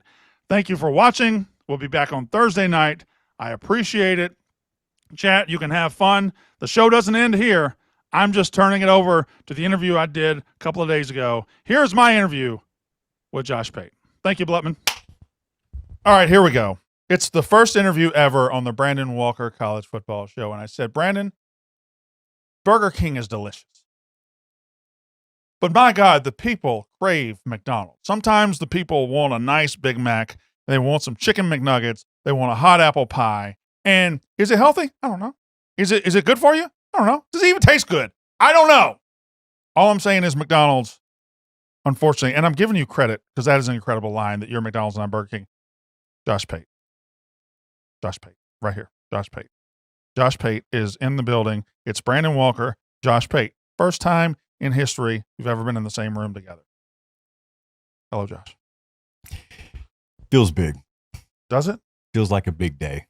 For who? Well, at least for you. At the very least for you, this is a big day. Mm-hmm. Maybe for both of us. We'll see how the next 45 minutes to an hour and a half go. Mm-hmm. But I will say, when I walked up to the building, you hugged me. Multiple people saw it. Pretty sure someone caught it on camera. And before words came out of your mouth, you physically embraced me. Like they did in the old country. What am I supposed to make of that? So we have we've danced around each other for a long time. Yeah, me being a staunch, very successful college football media guy for years and years and years, and you being the hot new flavor of the week for the last couple of days. When I saw you, I've known you for a while, so yeah, I was like, hey, I'm going to welcome him into my kingdom, Barstool, the house that Brandon Walker built. And you walked up, and I said, hey, man, come on in, you're welcome. You didn't appreciate that. No, I appreciated it. I also said, hey, it's my guy. Yeah, I appreciated it. You introduced me to other people out there. You know what I don't like? First of all, I hug you, whatever, and now you're making fun of it and everything, and that special moment's gone forever. But Ben Mintz and Big T, Ben Mintz broke his leg. Ben Mintz broke his leg 3 weeks ago and has not moved an inch since. We can't get him to work. We can't get him. He has to be led to the bathroom to pee. People have to hold it for him. They got to wipe him. They got to do everything. We have to send a crane in to bathe him every night, and he is useless. You show up, Ben Mintz jumps out of his chair and skips. He skips to you like, oh my God, Josh Pate. Yeah, you don't have to hold that. The boom arm will hold it up. So I walked in, and Mintz drug a peg leg all the way down the hallway yelling, let's talk about peptides! It was great. I want to talk to you about peptides. We'll talk later. Well, you going to be in Nashville for Ole Miss Louisville? We'll talk later. Ben Mintz is sitting there. All of a sudden he goes, peptides! Dude, I don't know. And then Big T, who, by the way, mortal enemy of Mintz all of a sudden, Big T, who hasn't moved in ages, he just sits back there by himself. He jumps up like the Queen of England is in here. Which is a big deal considering for a brief time he thought Peyton Manning was coming in today. I told him, he asked me I told him I had a special guest today. He said, who? I went, Pate. And he heard Peyton. And, big Tennessee guy, he was, for 30 minutes, he was like, Peyton Manning. He finally turns to me, he goes, you got Peyton Manning to come in here? I said, I got Josh Pate. Pretty much just as big to Big T. Oh, we love each other. Yeah. Yeah. I have gotten on his ass before. Can I cuss around you? That's fine. Because I know that you don't cuss. You're a clean guy, right? I keep it pretty clean. You're professional. Yeah. You're better than me. I want the kids to be welcome on my campus. Like I want fathers to ride around the South, maybe the Midwest and the West too, but specifically the South, sure. and not be afraid to turn the volume up a little bit. You think dads are afraid of me? They shouldn't be. Maybe they're afraid of letting I know the moms children, are. like they're letting their children be exposed to you. You're saying I should be cleaner? No, I'm not going to tell you how to live your life. I've tried that before, and you ignore me entirely. I'm not telling you how to live your life. I listen to you. You've said things before, and I've been like, that's about right. Yeah, and the guy is clearly successful, so I'm going to listen to what he says. Are you nervous? No, I just don't speak well. You're tripping over words. I just don't speak well. You're a professional speaker. This is the first Brandon Walker college football show. This is a big fucking deal. First interview. No, this is the first show. Oh yeah. So I got a few questions for you. And before you ask these questions, this narrative that I copied you with the name, I had the Brandon Walker show before you had the Josh Pate show. And then you bailed on it. It was part of an ad deal with Sling. For whatever reason. If things are successful, you don't bail on them. So it crashes and burns, and then you hop aboard with several people. And I'm asking you, why now? Like, why retread this thing now? Why would you think something that failed in the past is going to succeed now? Well, first of all, it didn't fail. It ceased to be. It's not like Mindhunter where it was great, but they just can't make another season. This thing ceased to be for a reason. If I was physically capable, I'd beat the shit out of you right now. But I'm not. So here's the thing. 2022, we had the Brandon Walker College Football Show. I remember. It's on Sling. Then we stopped doing Sling and we did YouTube, but with not a whole lot behind it and everything. In 2023, we had the big move from New York to Chicago. Yeah, so like the cameras that you used for Sling and the graphics you used for Sling, they wouldn't transfer to YouTube? We were all coming out to Chicago. When we came out to Chicago, we launched Mostly Sports, and I was just, and I kept doing unnecessary. Plus, I was with Casey Smith. We did that for 7 years. I love Casey. We had a great time together. But eventually, and do you want me to come out and say it in front of everybody? Is that what you want me to say? Why not? If it's true, say it. You want me to say it? Yeah. I see what you've done and what you've built, and I'm like, I want to get me some of that. See, you've got a bunch of notes over there. I've just got one. I did want you to address this quote. I'm jealous of Pate. End quote. That's not, first of all, that's taken way out of context. No, it's written. Secondly, in the notes app. No, that's what you wrote down. I said, I believe it was on the last Unnecessary Roughness. I said, the reason I'm doing this, I see what you've built, going out on your own and betting on yourself and everything. And I said, you know what, Brandon, time to bet on yourself. You're a better college football guy than Josh Pate. You know what you're talking about. You're the best college football media personality in the country. Why don't you go build something? I'm jealous that Pate has been able to build what he's built. That's what I said. But you're going to do it better. I plan to, yes. How do you plan on measuring that? Well, it's probably not going to be by viewers. It's probably, honestly. How good is my content? If you look past viewership, which I don't frankly care about, sure. Let's get down to brass tacks. No, well, what are the important metrics? What are the KPIs? Am I leading with my passion? Am I leading and am I true to myself? And am I saying the opinions that I'm just Brandon Walker. Yep. I'm not special. I got this big break when I was 40 years old. But if I had never gotten the break and we're just sitting in Starkville's Walmart right now in line, I would be talking shit about SEC teams to the person in the line behind me. Can I give you some advice? Yeah. Sometimes you listen to it, sometimes you don't. A couple of sentences came out of your mouth there that I think should be the ethos for everything you do. Yeah. You said, I'm just Brandon Walker. I'm not special. Right. To me, if that was your North Star, you'd be disappointed a lot less. You'd set yourself up for a lot more realistic goal setting. Realistic goal setting. I'm not against goal setting. And you should shoot for the moon. You're probably going to land among the stars, is what I'm saying. So I'm just Brandon Walker. That should be the name of this show. I'm just Brandon Walker? I wouldn't be calling it a retread. I wouldn't be calling it a 2.0. You already did this. I did it for an ad company, for an ad buy. Now we're doing it for real, and we're doing it out, and we're doing it as bit. We're putting everything behind it. You're building your own set. I'm building my own set. Well, I'm having my own set built at my house. All right, good catch. Let me ask you this. Was there a massive outcry when this show disappeared for it to come back? Yeah. There was? Yeah. I think every year I get a lot of, Brandon, we kind of wish you were on your own, Brandon. And I'll just say this. Casey, I was with for 7 years. T-Bob, I was with for a year on that show. Big Ev, I was with for 2 or 3 years. You know all these people. Yeah. Last year we had 4 or 5. Blutman, who's going to be with me in this one. Last year, and this is something you probably saw from the beginning and you knew to avoid it. I would start the show on a Saturday night. Passions are just pumping. Everything you've seen, you want to get out. You want to get your takes out. Mm-hmm. And I would say, welcome to Unnecessary Roughness. Boy, Texas A&M looked good against South Carolina today with that comeback. Casey, what do you think? Well, Casey speaks for 10 minutes, and then T-Bob speaks for 10 minutes, and then Big F speaks for 10 minutes. They all have the right, but all of a sudden we're 40 minutes in, and I haven't gotten what's inside of me out.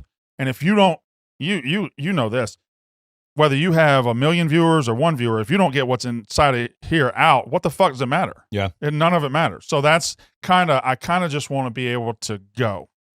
You know what scared me? What scared me a long time ago when I was working in local news and we did a show no one watched at 10 o'clock at night. I did it with a co-host. Now, me and the co-host got along fine. Yeah. But I realized that there were a couple of days where you're not seeing eye to eye. There are just a couple of days where, oh man, don't love this energy. And then I thought to myself, do you really want to, I'm talking about me specifically, because I'm kind of introverted, like not a huge people person. Do I really want to let my fate rest in the hands of one or multiple other people that on the best of days, it's fine, I get along with, but on the worst of days, and I realized really quick, I'm never going to thrive in that environment. So sink or swim, like I'm going to have to do it on my own. Yeah.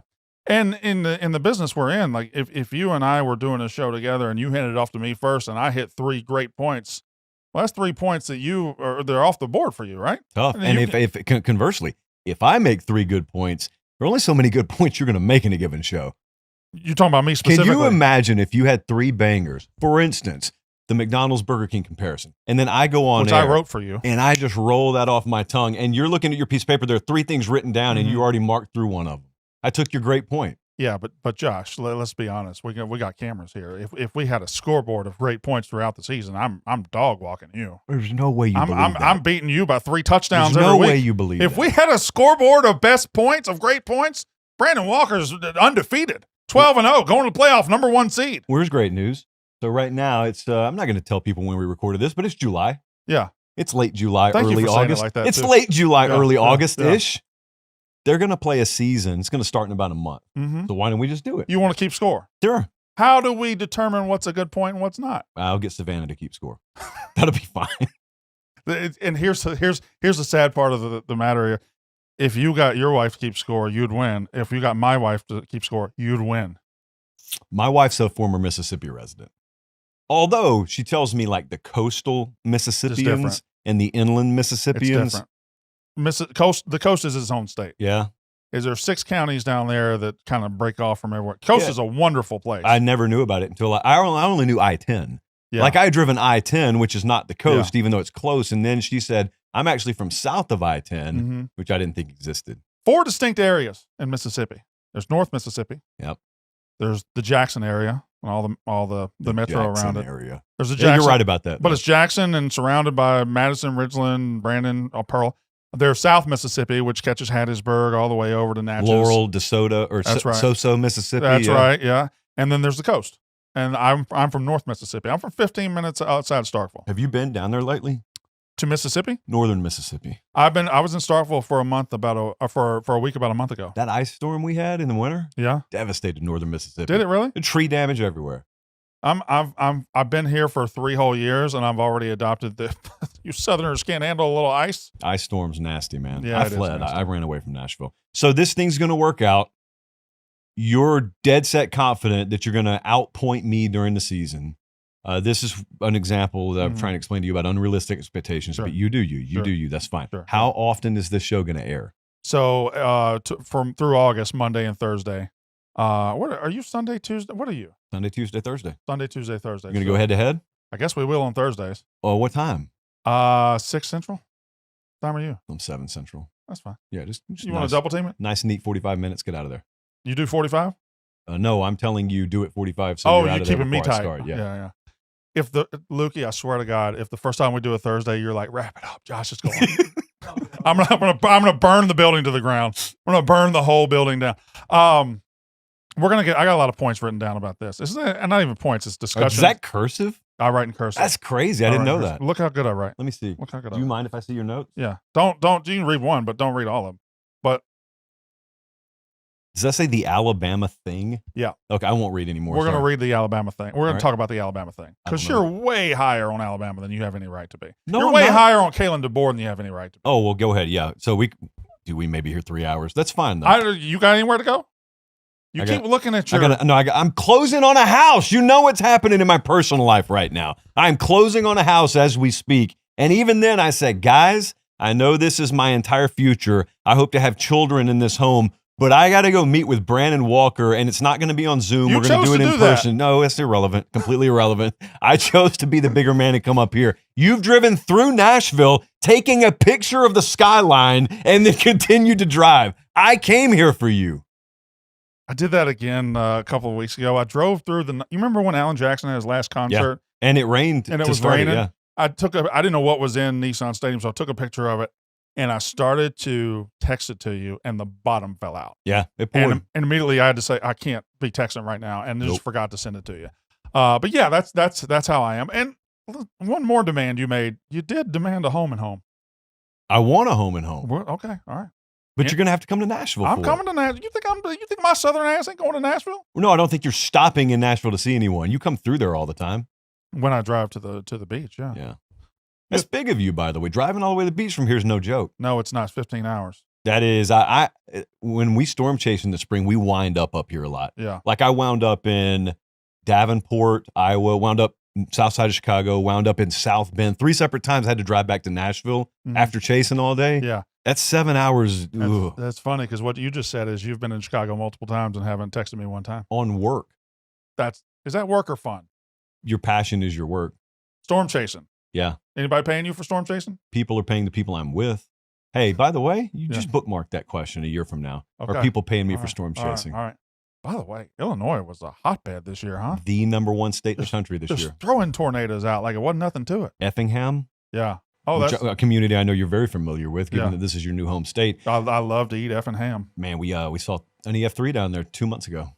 Yeah, I think that was the White Sox Dave tornado. Did you see that? White Sox Dave and Deutsch, 2 of our guys. Yeah, they were on it. That was the same day. They chased it and had to stop because they came across some people that needed help. That was the same day. One more bullshit thing before we get to football, because I do want to talk football. We can do all this funny patty cake or whatever. Some people do prefer Burger King to McDonald's. You know what the irony a of flame broiled Whopper hits the spot. I'm not disagreeing with you. Okay, all right. You took it as an insult. I compare you to a multi-billion-dollar restaurant chain. Oh, also, you sitting there as the Bussin' Boys are like, he's copying Josh Pate when they copied PMT for their whole life. It's crazy. You know that there's rebuttal to that. Who's rebuttal? Well, first off, success leaves clues. Like anybody who does anything like those guys have done. Yeah, if you're going to do anything remotely in that genre, in that galaxy, there are going to be clues you pick up on. They're going to be, like guidance that you take from it. So, dude, I guarantee you, if they look around, like I remember when I was growing up, my dad used to listen to Rush Limbaugh all the time. Rush Limbaugh is like this massive conservative radio voice that changed all of talk radio. Yeah. I hear that dude. I was 5 years old, so I didn't know what I was listening to. I hear that dude reflected in radio today. Yeah, and it's right. 2026. You're right. Yeah. Hey, when you're right, you're right. I give you credit. You never give me credit. I'm living in Taylor's backyard right now, so I can't say anything. I just, I think they do a really good job. Those are friends of mine. Good chemistry with those guys. Great chemistry. Well, chemistry. You know what they say about chemistry? Find it. I was hoping you knew. You want to talk football? Yes, let's do it. Do we have it? By the way, do we have any ads, or will we do the ads in the first part? Is this show sold yet? Oh yeah, dude. Is this show sold? There are companies. Oh my God. Lining their wind in the sales. Lining up. That's the sale, and there are companies putting their wind lining in that. up. And by the way, I don't want to tell you we're gonna have to do something later for the sponsors, but hopefully you haven't had a Blue Chew today yet. It's gonna get crazy up in here. Football. I do, when we talk about keeping score and everything, I do think there's been a take a couple of years ago we clashed about, you were vehemently wrong about. Really? Yeah. You were very anti-playoff expansion from 4 to 12. And whether you think it was right or wrong, one of your main points was, if you are tired of Ohio State and Georgia winning every year, guess what? It's going to happen every single year from here on out, because they're given a second and third chance to win. And now in the second year of the expanded college football playoff, Indiana won the damn thing. Mm-hmm. I think you were wrong about that. I was wrong with the way the sport evolved. Yeah. So like when I made that argument, and you're talking about anywhere from 2017, 18, 19, because there were rumors of it for a while. Yeah. So I'm making that argument in the last vestiges of the last era. I didn't know. Pre-NIL is what you're saying. Yes. Yeah. I didn't know. Like, I think college football grew into the 12-team playoff being proper.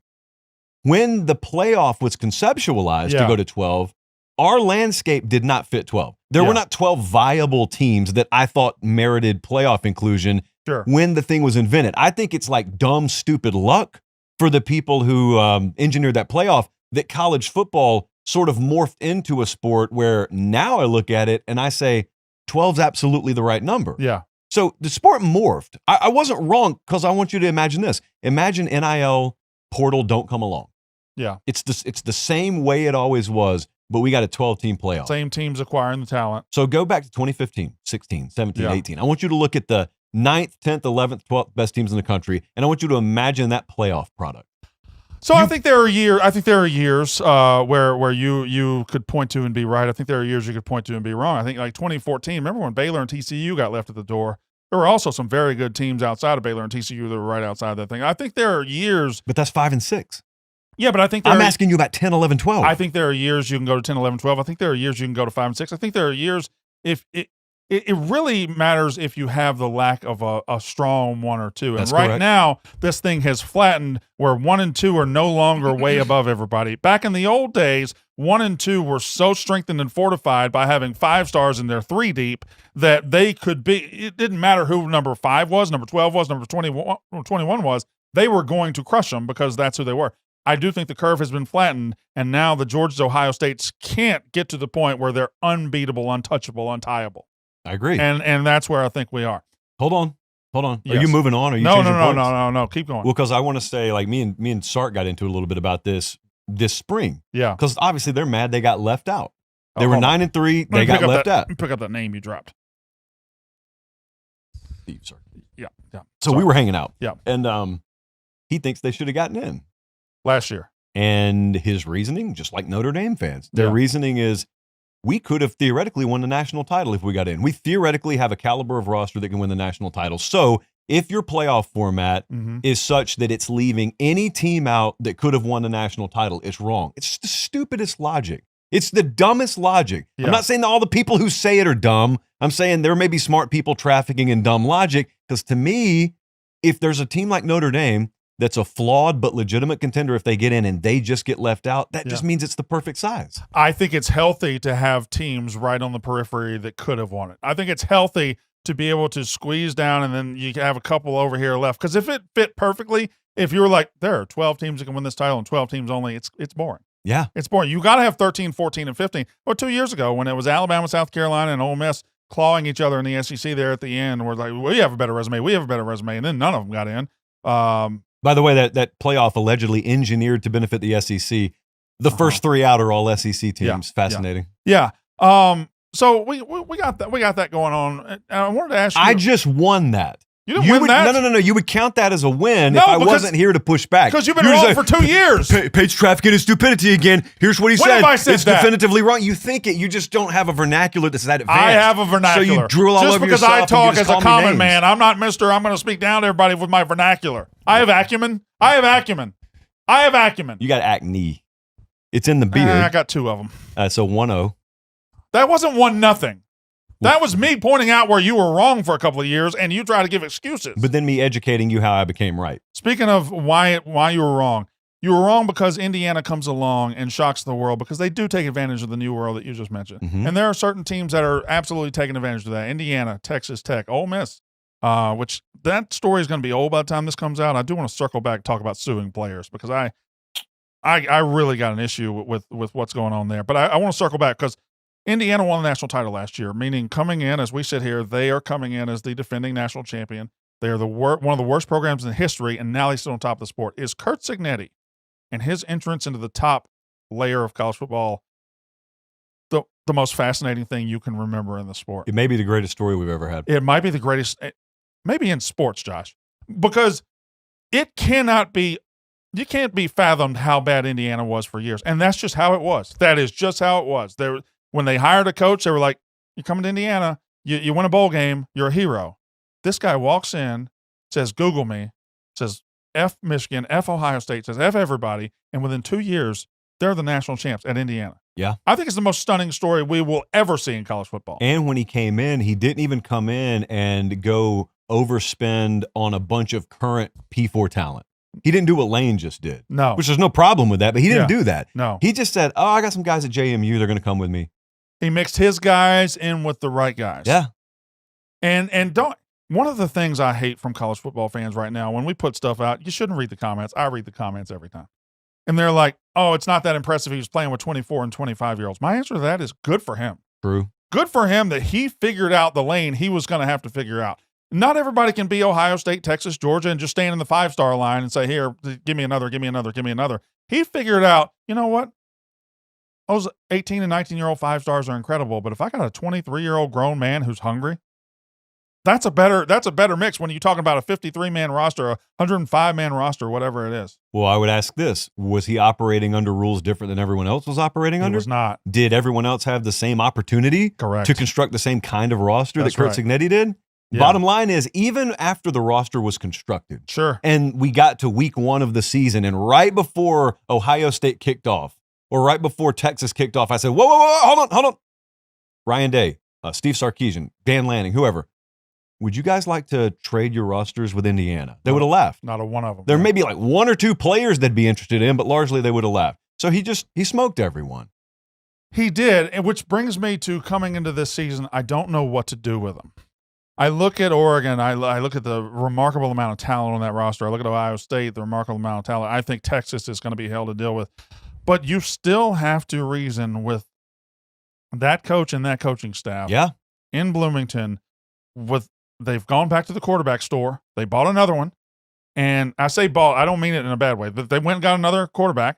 They're plugging him in. They're plugging in Marsh. They're plugging in all these guys. And then they still got a lot from that defense. I don't know what to do with them. Do I vote him number 1? I generally don't believe in your number 1 until somebody beats you. Yeah, well, you don't defend a national title either, but you just said that a little while ago. They are the defending national They're not champ. defending anything. Who's taking it away from them? It's not a title belt. Fine. You beat me on a technicality on that one. That's not 2-0, by the way. That's not 2-0. That's a simple technicality. That's the ref pauses the match and he's like, you good? I'm like, yeah, I'm good. He hit me in the nuts, but I'm fine. That's all that happened. Where was I? You're on tilt right now. I am. You're the pinball machine and the alarm's going off. Where was I? You were about to say, what do I do with Indiana? Do I rank them number one just because they proved people like us wrong so many times last year? They certainly got me. Do you want the default to be I'll believe in them until they fail? Where instead were you of, on Indiana coming I was into last year? I was like 0-5 picking against them last year. Okay. And then You picked them to lose at Oregon, I assume. yeah, I'm about to drop something. Get ready to pick it up. Defensive coordinator Bryant Haynes and I. Oh, shoot. Yeah, we were. Hey, you know what? I'm just gonna keep it. Oh, that's actually a good idea. Yeah. We were talking at the Broyles Award. He said, Jesus, we're gonna be sinking. I'm gonna be drowning in names in a minute. Do you want the story? Go ahead, please. We're getting on the elevator. He said, Sig doesn't really group text us a whole lot. However, when you bravely, my word, not his, threw on the clown nose Yeah. and admitted your fault for picking against Indiana so much, he sent the video to the entire staff. So I didn't think I'd be welcome up there. And then he let me come up there. And they Yeah. turned away a lot of media in the spring. And he let me come up there. And I said, Josh Hoover, he said, we got what we need there. We got what we needed on him. So quarterback, not a question for me. He kept both of those coordinators, Yeah. all of the biggest elements and values and principles, like all that stuff still there. Yeah, if you tell me, like, I'm not even looking at Mendoza because I don't think it's a 1-for-1 backfield, but they'll be good enough at quarterback. They lost a lot of good defensive talent, but they also weren't scraping by last year. It's not a bunch of one possession games. No, they beat Oregon on the road by 10. They won the Big Ten championship game by 3, and then they had the Penn State game, and that was about it. But Penn State game was the best game of the year last year to me, that they played the most important. I don't think people can understand how good the story is because we're in the middle of the story. I hope people will eventually realize. I mean, like, if you ever made a movie about a college football story, it has to be this one. He was sitting there. I mean, you could Wikipedia Curt Cignetti's career, like you could see the timeline, but he was talking about his career starting. And he starts at, I can't remember where he was. He was at like Rice in 1983 or 1984. He's at Pitt. They got terrible teams. And he's just walking me through the timeline. And you get all the way to 2000. Yeah. He's a decade and a half in. He said, man, we got Phillip Rivers at NC State in 2000. And he looked terrible in spring. And we thought we were screwed. And then all of a sudden it just works out. And even then, so he's a veteran in 2000 as a coach. He's a veteran. And you're still a quarter century away from the point where he's going to go on to win his national title, which boggles my mind why people don't understand. The road hadn't even started really yet for him. People call Sark the dude who can't do it. People call like Dan Lanning, they can't get it done. Dude, Curt Cignetti at that similar point in his life, Curt Cignetti is like mid-60s now. Yeah. Lanning's what, mid-40s or something like that? You're hitting on something that I've railed against. Every time you pick somebody to win a national title, win a game or whatever, they're like, when's the last time Texas won a national title? When's the last time? Well, when's the last time Ryan Day had won a national title Totally before did. he did it? Totally did. When's the last time Kirby had done it before he did it? You don't break through until you break through. Yeah. And the only way you break through is to be you can't make a putt unless you're on the green. And Dan Lanning and Oregon are on the green all the time. All these, Sark's on the green. People act like Sark and Texas have won nothing. They were in the Final Four and lost to Ohio State. That was a one-possession game with the ball at the 20-yard line 2 years ago. And I think people overreact to certain things and fall in love with narratives. Nobody was more anti-Cignetti than me in that first year. I thought, it's a good story that they're going to win 10 games, but what a fluke. It was just hollow. Easiest schedule I've ever seen. And the 2 times they played somebody, they got destroyed. Yep. And then when he lost to Ohio State 38-15, and the final time they got the ball, they were just trying to make it look better. I didn't like it. So I called him a coward. And I said, they play like cowards. And I still think there's some elements of that when it comes to their non-conference schedule going forward. But I said that the day they went to Oregon last year. I said, there's no way this guy and this team could go on the road and beat Oregon. No way. And they thumped them. And not only thumped them, like had the pick 6 against Mendoza, and Oregon had every excuse and right to win that game. And Indiana just stared them right in the face and said, not us. Didn't blink. Not us. Didn't blink. And it was at that moment where I was like, uh-oh, this guy's different. And then they just did what they did in the playoff, and they're impressive. Now, you read the Alabama thing, correct? I saw that on the paper, yeah. Yeah. So the Alabama thing is where you and I differ a lot as far as takes go. You ranked your top 10, top whatever SEC coaches. You might have ranked all 16. I don't know. But you had DeBoer second behind Kirby I'm Smart. about to move to 3-0 on this. Go ahead. Yeah. No, Go ahead. Continue. Continue. Good. First of all, we haven't even we agreed on the last I know one, where so you're it's only going. been one. What are you seeing that makes you think DeBoer is the second best coach in the SEC? Better than somebody like Lane Kiffin, who spent the last 6 years building something and winning at a place that just doesn't win. Kalen DeBoer walked into the SEC, was handed the keys to a Ferrari, and immediately turned it into a Subaru Outback and parked it in the garage. But he didn't really inherit what you think he inherited. He did. No, he And didn't. Just don't tell me what Alabama fans tell me. Alabama fans, say, oh, he lost 25 players due to the transfer portal. You know who else does that? Every coach that ever gets hired anywhere. Difference. Same year, Cignetti walked in and went to the playoff in Indiana in his first year. Difference being, all right, this is where context matters. Sure. DeBoer, it's a very weird situation. He takes the job. Yeah. It was in that portal window. It was past that window. Yeah. So the window's closed. But the rule where if you get a new head coach, you can still hit the portal applies. Mm-hmm. So the exit door was all that existed. They couldn't take. Mm-hmm. You could only leave. So I actually thought it was a miracle they kept the players they kept, honestly. But they did lose a lot. They didn't have the opportunity to backfill in that particular cycle. The rules are different now. But just don't give me backfill, Josh, because I'm not saying you walk they into didn't have the opportunity. You walk into a program that's been built by Saban over. You can lose 20% of that program and still beat Vanderbilt. You can still beat Florida State. And it's not the way it's not that they've lost these games. It's the way. When they showed up after an offseason in Tallahassee last year and Florida State just thumbed them in the eye and spit on them and they didn't fight back. They just laid down in the second half. When Indiana's beating them 38-3 and they don't fight back, they just lay down. I know the quarterback was hurt in that one. But when Alabama is not a lay down team, they are a walkout, you get off the bus, look you in the eye, and kick your ass team, and there's nothing you can do about it. They have now become a lay-down team, and I don't think that's worthy of being the number 2 coach in the SEC. All right, be very clear. 1-1. What are you asking me? I haven't even answered yet. What are you asking me? You've got DeBoer. Did you pick Alabama to win something this year? I don't know if I haven't picked anything this year. Okay. You've got DeBoer as the number 2 coach in the SEC, above guys like Sark, above guys like Lane, who have built things where they are. I don't get it, and I don't understand it. I know he had that run at Washington, but that was at Washington, and that's fading fast.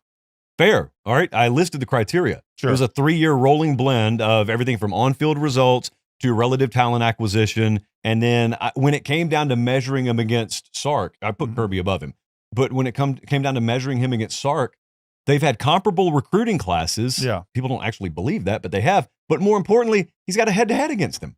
Like in the 3-year rolling window that I use, he's got a head-to-head against Sark with a lesser roster, by the way. He beat Sark. So I'm not saying there's miles difference, but I think a lot of people are projecting where they think Alabama's about to go. That win was the Washington win in the playoff, correct? That's what we're doing? Yeah. Okay. That's his past 3 years. So, and they just came off a couple of top 6 recruiting classes. Yeah. So like people are saying, oh, but they've only got the number 40 whatever this year. Oh, they're only going to go 8-4 this year. If that happens, I'll bake it in. I'm not predictive with that. Well, if that happens, if they go 8-4 this year, you're not going to have to worry about ranking him in your top SEC coaches next year. Because he won't be an SEC you're coach. Crazy. If he goes 8-4, there's no way. You're saying if Kalen DeBoer goes 8-4, there's no chance Alabama moves on. They're not moving him. They're not moving at him. 8-4. They're not moving. That's insane. You know how insane that is? How insane is their that? win total's 8.5. Now you want to look. I'm going to make you your think argument the state for of you. Alabama cares about win totals? That's irrelevant to reality. That's irrelevant to reality. No. That is reality. It isn't Alabama reality. is a different world when it comes to football than everywhere else. You can't take over for Saban and go 8-4 in year 3. You just can't do it. Here's what I'm saying. Alabama will burn. Here's what I'm saying. I know that sounds good. Yeah. I know that looks good on the graphic. Sure. Bottom line is, if they go 8-4 this year, no one who actually has decision-making power at Alabama is going to say, yeah, we'll pay $70 million to move on from this. Oh, by the way, part B, who are we going to go get? All I'm saying is if Greg Byrne, who's the athletic director, correct? If Greg Byrne is the decision maker and wants to be the decision maker next year and they go 8-4, the state of Alabama is going to force him to do something. The state of Alabama, I only care about the people who could fit the bill. Yeah. Are those people going to demand that he moves on? I just don't think there's a world where the Alabama nation puts up with 8-4. I'm going to say something else. Okay. Sure. Good. 8-4. Yeah. While not up to the standard, and you could put a bunch of teams in this category. Yeah. 8-4 is not a terrible year. 8-4 is not a disaster of a year. And I know what standard you're talking about. You're talking about living in the rearview mirror standard, whatever. Man, like reality, I'd say this to Georgia. Georgia's less likely to go 8-4. Yeah. But if they randomly get an 8-4 thrown in there, Yeah. It's not a disaster. It's just so slightly like I think yesterday's 10-2 is today's 8-4. It's not Nick Saban. So 10-2, you're missing the 4-team playoff every time, pretty much every time. And at 8-4 is where you are for sure not going to the 12-team playoff. 9-3, a lot of 9-3s are not getting in, but some 9-3s can get in. There's going to be a 9-3, and this year, with as tight as it looks in the SEC, like I can see a world where 9-3 gets in. Possibly, yeah. And so yeah, the 8-4 is now the new 10-2. I don't hate that. That's a pretty good take. But I just don't think Alabama is that fan base is mature enough to accept the new world where 8-4 is actually pretty good. It's just not reality in that state, and it won't be reality until they get away from Saban for a little while. It's still too fresh. What's going to be fresh for a long time then? Like, how long Bear does it was take? fresh for a decade. But Yeah. it was. I believe it was 10 years between Bear dying and Gene Stallings winning a national title. He wins one in like 92, yeah? Yeah, he won in 92. But even then, he had I get what you're saying. But what I'm saying is, do you agree with the logic of what I'm saying? Because you're talking about fans and you're talking about like warped perceptions. And that's the beautiful thing about this sport we cover. You sit down and you take a look at it logically, and I will come around and say, in this world of college football in the state of Alabama, logic need not apply. It's just not a world where it really matters that much. You can sit and look at something logically, and then the passions of college football will sweep down, take that logic, and just throw it to the side. Now, I will say this. So 1-1, by the way. Let's go back. It's actually 3-0 right now. Let's go back to your 8-4.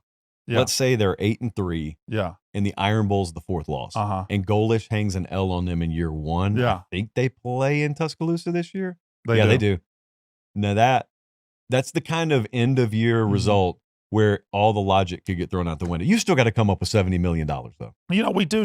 And these Southern schools, man, you say you still got to come up with $70 million. They'll do it in a heartbeat. They'll do it. If the governor's got to get involved, they'll do it in a heartbeat.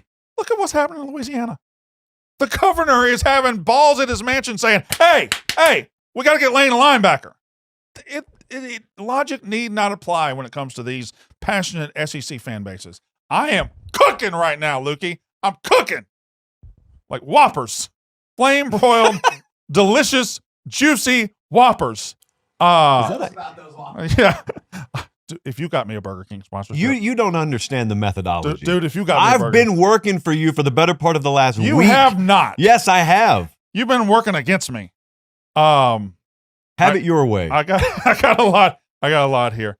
I'm gonna do an either or here, right? All right. As we go into the season. And I know you haven't been doing your show. You're gonna pick it back up soon, right? By the time that this hits the airwaves, I will have already cranked it back up. So and probably used my show that is in the future as we speak to promote this appearance. I appreciate. Well, I was trying to do it as a surprise though. How big a surprise is this going to be though? I'm gonna dog walk you the entire first hour. I'm gonna be live and I'm gonna be like, "Hey, Josh Pate sucks. Don't listen to Josh Pate." And then at the end of the hour, I'm gonna be like, "And here's my conversation with Josh Pate." Okay, that's a good surprise. Let's hope it doesn't leak. Stuff's been leaking lately. Hope it doesn't leak. Have you heard? Did my wife tell you? Yeah. I'm getting it looked at. It's like benign. 9.5. Colorless? Huh? It's colorless. So, college football. I've got several takes to just run through. Stock. I'm going to give you this is either or. This year and this year alone, you can buy one stock. You can buy stock in James Franklin at Virginia Tech or Matt Campbell at Penn State. Matt Campbell. Easy peasy. Yeah. Done. Yep. Change that question then. It was too easy for you. Because the schedule's easy. He brings the Iowa State roster. Let's say next 3 to 5 years. You still staying with Campbell or are you switching maybe and thinking about Franklin? I'm as high on Matt Campbell as anyone, including close members of his family. You love Matt Campbell. Yeah, and I'm Penn not State. down on James Franklin by any stretch. You Like, just I think love Matt Campbell. I love Matt Campbell. I thought it was the dumbest, most backwards 52 some odd days of anyone's life to watch Penn State fall backwards, swing blindfolded in a room when the pinata was right in front of their face. Yeah. Yeah, they did fall ass backwards into this thing. Could not believe it. There were 2 coaching searches this past cycle where administration did everything they could do to screw it up, and that's Penn State and Auburn. And I think they went 2 for 2 in landing quality candidates. I thought Penn State knocked it out of the park because that was the dude I circled on day one. And they didn't even know what park they were playing in. And 5 years from now, when both of them are winning, those same administrators that did everything they could to screw it up will be getting pats on the back and taking credit for it. I do think Franklin to Virginia Tech is like, if you could draw up a landing spot for him, because too often when somebody goes up to a Penn State, it doesn't work. We act like, oh, that guy was a losing loser the whole time who just loses. He is not a losing loser who loses. He's a very good head coach. He never was that. Never. He never was that. He was also, by the way, he was in the Final Four 2 years ago. Well, you know what I got roasted for repeatedly is I kept on saying James Franklin was the most properly rated coach. I would say that. I said that 24 times. I even said he was underrated, but everybody would look and say, because he can't beat Ohio State. But he's not rated above Ryan Day. Yeah. Oh, no, look, he keeps losing big games, but he's not rated above those coaches. He was like in the 5 to 10 range. You're talking to a moron who picked Penn State to win the national title last year. We all have things we regret from last year. Last year was rough. Last year was the top 10 quarterbacks. You talking about Klubnik and Drew Aller and Lenore Sellers. I had Lagway. I had Lagway number 1 in the SEC. It's crazy. Last year was just this weird year where nobody you thought would be good was good. Yeah, here's the worst part. So the bad faith logic crowd that just wants to hate you. Yeah.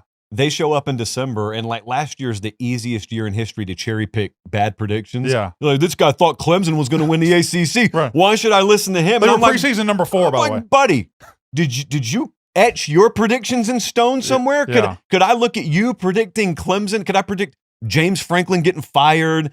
Brian Kelly? These coaches were out by Halloween. Yeah. And they were preseason top 10. It was crazy, dude. Last year was a wild year. So you're huge on Matt Campbell. Very.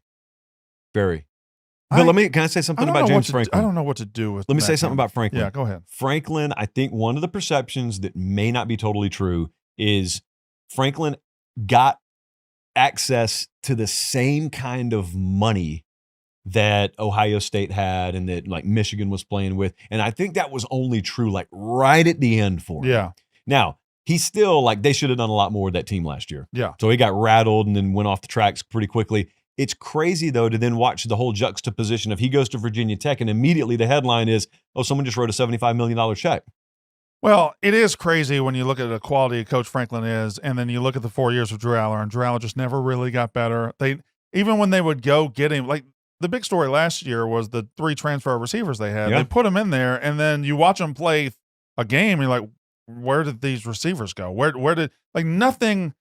Last year was a bad job by James Franklin. It should have clicked, and it just didn't. It didn't. But I think getting knocked off the ladder and falling down and grabbing for a rung and it being Virginia Tech is just perfect for him. I think that's a school. I enjoy when they're good. I enjoy when that fan base is engaged. I enjoy when we're hearing and talking about Virginia Tech football, and I think we're headed back to it. Yeah, do you know 20-year-old people have no idea what you're talking about? No idea whatsoever. Which you lose really quickly as you get a little bit older, you lose concept of what was big time in your youth and teen years. Yeah. If it hasn't been good for a while, think Virginia Tech, for example, it means nothing. And you're not talking about it means nothing to a 7-year-old. Yeah. It means nothing to a 20-year-old. You're describing Nebraska. And you're having to, Nebraska's the same way. You're having to recruit kids and you're showing them the trophy case and they're like, did you import these? Well, you're telling me Virginia Tech did all this stuff? Yeah. Yeah. You're what, 49 or 50? I'm younger than that. 48? I was just in my late 30s until last year. What? Yeah. On purpose? Absolutely on purpose, yeah. Okay, all right. I don't really believe in age as a number, maybe a concept. I believe it's more mentality. I believe in age as the number of colonoscopies you have to get per year. I have to do that starting this year. Yeah, I got 7 last year. Sounds like the last few were mainly only 6 were voluntary. Optional? Yeah, only 6 were on purpose. This is a question about you. I'm jumping around the sheet. You let's just brass tacks right here. You've had a pretty big rise over the last couple of years. I'm not gassing you up. You have a pretty big rise. What does success look like for you in 5 years? Where do you think this thing's going? Probably the operations bigger. Yeah. Probably there are more products under, if you want to call it the umbrella. Yeah. The umbrella. But see, I am not someone who looks at this college football show I do or covering college football as some means to an end, but eventually I want to get here or want to get there. Like I always want. You just want to do this. I want to do college football forever. And I want that to be the center of the universe. And if you grow and all of a sudden you got a company and you can do more things, you can hire more people. Yeah. We'll see. But like that's great. That's all well and good, but it's got to revolve around college football. Because I've watched people, this is me talking about living my life, but I've watched other people cover this sport in the past, which is number one for me. Yeah. And I've watched it, and it's so obvious that it's like a stepping stone for them, and it's a means to an end. And I'd never wanted to be that. It's getting better, but we've had a lot of sports writers in college football that you can tell their utter disdain for being a college football writer. You can tell that they hate this is their lot in life. It's getting better. I do think some of those guys are getting either aging out or finally the powers that be are seeing we've really got, this is big enough on its own. It doesn't have to be a stepping stone to the NFL. It doesn't have to be a stepping stone to all these things. Another thing, so you mentioned next 5 years. What I'd love to do is it really sucks what happens to a lot of really good print journalists right now. Some of them I don't like. There are many more. I don't like most of them. Well, okay, take the few you like. Yeah. But you and I would both agree, we'd probably write the names down on a list and we would align on a lot of them. Yeah. And you would think to yourself, there's no way this guy or this girl should be looking for a job right now. Yeah. There's no way this person should have been laid off multiple times. Like, this person does really quality, legitimate journalism, which you and I have never claimed to do. Yeah. That person, in my mind, 5 years from now, is a person that I could afford to pay whatever they want. Yeah. And like they have no concern about the stupidity of the media industry churning them up. Yeah. That's something I'd love to do. I came from print journalism. I was a sports writer for 15 years. And I don't know. Once I found this, and I was like, I think all the sports writers who are worth their salt need to find this. Man, it's just a world. People just don't read, man. You can't write a game story and be interesting about it because everybody watches every game. I just disagree. Yeah. Most people can't. Yeah. But I'm not looking for most people. No, like at the top of the industry. There will always be a world for Ross Dellinger. Always. I like Ross. I'm not. I didn't pause because I disagree on. But Ross I'm using Dellinger. his name. Yeah. I'm using his name because I think he's one of the best out there. But I mean, I'm just saying. People always say, "Oh, no one reads anymore." Yeah. And it's the same people who say, "Oh man, young people have no attention span anymore." Yeah. But then I go in my YouTube analytics, and it's young. I look at the average retention rate for the 17 to 34. Yeah. And they're watching like 25 minutes. Yeah. So what did I do? Did I find unicorns, or are you painting with too broad a brush right now? Lukey told me it's not possible to look up analytics. I said, give me my analytics. And he said, what is analytics? And I said, please look it up. And we'll talk. I got to talk to Mintz about peptides. I'll talk to you about analytics. Yeah. Well, he's got a lot of similarities with Mintz himself. Okay, relax. Relax. Time machine. A little time machine trivia. This is fun. Oh, real quick, before I ask that question, will the world ever find out who you root for? I don't root for anybody. It's bad business. See, that's and that is going to be, if we're being, I'm vulgar, I'm rough around the edges, but I don't know that I can ever pretend to be unbiased. And I'm not saying you're pretending. I wouldn't have any problem having bias. If I Yeah. grew up a Georgia fan or South Carolina, I'd have no problem being that. Yeah. Like, I think you can be more entertaining doing that if you Yeah. do it the right way. Yeah. Like, I sit next to Will Compton talking about Nebraska all the time, Yeah. but he does it the right way. Yeah. There's no problem with that. But I grew up in Columbus, Georgia. Yeah. And I grew up, so Well, parents. don't I mean, there's a lot No, of no, no, Georgia no, and I'm not Auburn saying fans. there are. That's Yeah. the whole point. It's Yeah. like this perfect. If you picked a pinpoint in the South. Oh, you're right in the middle of two fan bases is what you're It's saying. a triangle, really. Okay. You got Georgia, you got Alabama, you got Auburn, but it's close enough to Florida, Florida State. For some reason, there's a lot of Clemson and South Carolina people there. So my point is, I didn't grow up with my mom or dad just beating into me. Yeah. Hey, I went here. You need to root for them.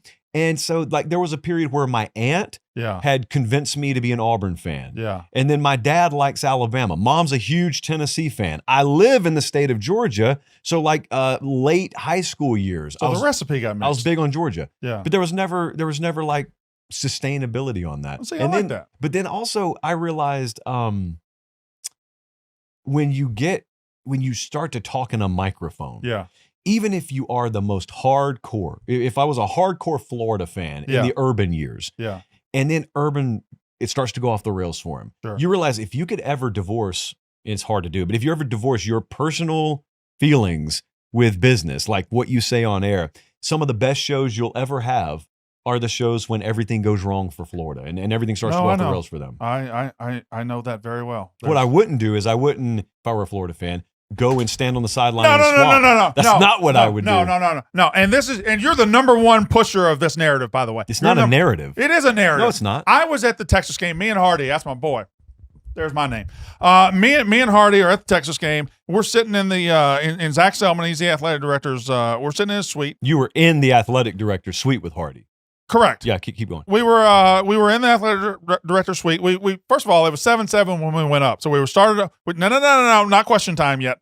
We started out on the field. Then we went up. We ate. We had halftime. And we're like, all right, we're going down. No matter what happens, we're going down to the field in the second half. So yeah, we're going down the field. In between us leaving, we go up 17, but we were always going to the field. My presence on the field did not erase a 17-point deficit. Lead. Go ahead. First question was about access to the suite with the athletic director and the celebrities. How many other common men were doing that day? A lot of them. Zach Selman. It's an open door policy. The actual athletic director suite at Mississippi State fits 13,000 people. Next question. You keep on speaking in definitives like I had nothing to do with this. Nothing. Knowing I can't prove a counterfactual. Jeff Lebby, the coach, told me later you had nothing to do with this. Jeff Lebby is too nice a guy. Agreed. He's a nice guy. He is a very, very nice guy, and in this case, nice to a fault. I hope I never have to fire him. Yeah. I really hope I never have to fire him. By the way, I'm not doing this publicly. Hot seat? No. Oh, I thought you were about to put Lebby on the hot seat. No. The opposite. We might have some things percolating down there. You gonna go to a bowl? Mario Taylor? Yeah, I know who he is. Woo. I've read the preview magazines. You gonna go to a bowl? We went to a bowl last year. But so I mean, what is the standard this year? Like we're cooking some things. Everyone speaks in these hypotheticals. 8 wins? Yeah. Are you high? 8 wins?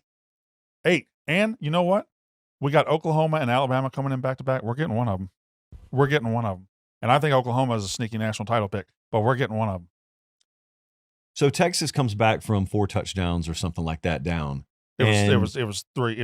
And not only that, it'd be one thing if it happened, like if the dagger to the heart happened at the opposite end of the stadium. The dude might as well have caught the ball and then landed in your lap. Josh. You're on the national broadcast feed, Josh. and you think, oh, no, that doesn't mean anything. I had nothing to do with that. Josh, they went to overtime. I looked at Hardy. I said, we got to get to the end zone, dude. We got to be there when it happens. When oh, my God, can you imagine the feeling when we win? We go down there. What are you doing, dude? That is a soul-sucking moment. No kidding, dude. And you know how time stands still sometimes. They snap the ball. It's not Arch, by the way. It's a backup quarterback in there. He drops back. I see it's a smash route towards me. And I see him load up to throw it, and I'm like, oh, God. And he throws it towards me, and the ref calls him out of bounds. And I knew he caught it. I knew he caught it. He may have been in. No, I remember the replay vividly. He may have been in. I knew he caught it. And I said he may, but I was like, damn. And, of course, that was the first. We still had the ball to tie it. So that wasn't instant death. Instead, it was a slow death. Whatever. Why am I talking about this? Let me ask you this. Yeah. Here's something I couldn't have done. Yeah. I'm an incredibly sore loser. Yeah. You got in the car afterwards. Dave was on the phone with you. Yeah. And you answered the phone. Mm-hmm. He's your boss. Yeah. You answered the phone. And you got recorded answering the phone. Yeah. That moment to me is a little bit beyond what I would have been willing to tolerate. So that's Barstool Sports. That's tough. And what you talked about earlier, our clips when we have to eat shit are way bigger than our clips when we win. I know. I get all that. Yeah. I understand the human psychology. But you got to be willing to do it. If you're not willing to do it, you can't work here. What I'm saying is if I'd be willing to do a lot. I'd be willing to go and do a 3-point contest and look stupid, all that stuff. I'd be willing to have my bad takes thrown in my face. I'm just saying everyone's got a limit. And your limit is way past my threshold. Because that moment right there, I would have just had to pie face the microphone and the camera. We're out. Like it gets real at that point for me. Say nothing else about me. I've got a limit. I got a high limit. I can take it. Time machine. You ready? Let's do it. I bring a time machine into this. This is a quick one. This studio. Me and you hop in it. I say, Josh, over the last 50 years or the time you've been in college football, we can go to one game right now. One game, and we're going to go, and we're going to be standing right there. Where are we going? Yeah, I would go to 2005. You think I'm going to Texas USC. I'm not. I'm going to a USC game. USC Notre Dame. Bush. Okay. All right. Why? over USC Texas. You're not going wrong with USC Texas, obviously. Yeah, That's awesome. Yeah. I think that's the peak of American college football. Which I'm fine with. Yeah. I'm totally fine with that. I got theories on that and Yeah. the Hogan Rock main event at WrestleMania 18, which we can get to in a second. We haven't even got to country music yet. Yeah.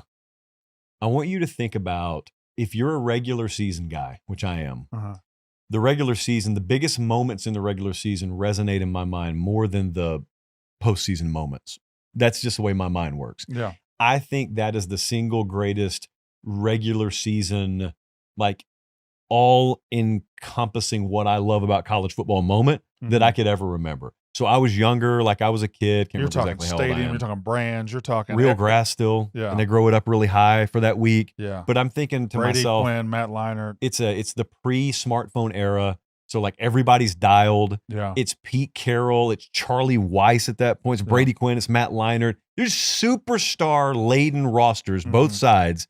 And I just remember the hype. I remember the build to it. Yeah. And I got chill bumps right now. Yeah. I remember standing on the side of my bed in my bedroom because USC was Satan if you lived in the South. And I remember thinking, dude, They really were. I'm rooting for Notre Dame. That's how crazy this has gotten. I was rooting for Texas. And you think to yourself, after they go up right before the Jarrett catch, when they go up, USC is actually going to lose a game. Like, holy crap, this is about to happen. And then they run that thing down the sideline, and then he gets pushed in. And I'm telling you, man, like I have not reacted that viscerally against an outcome, but also been like so emotionally caught up in an outcome in my life as I was for that one. And then I think to myself, there were people who were there.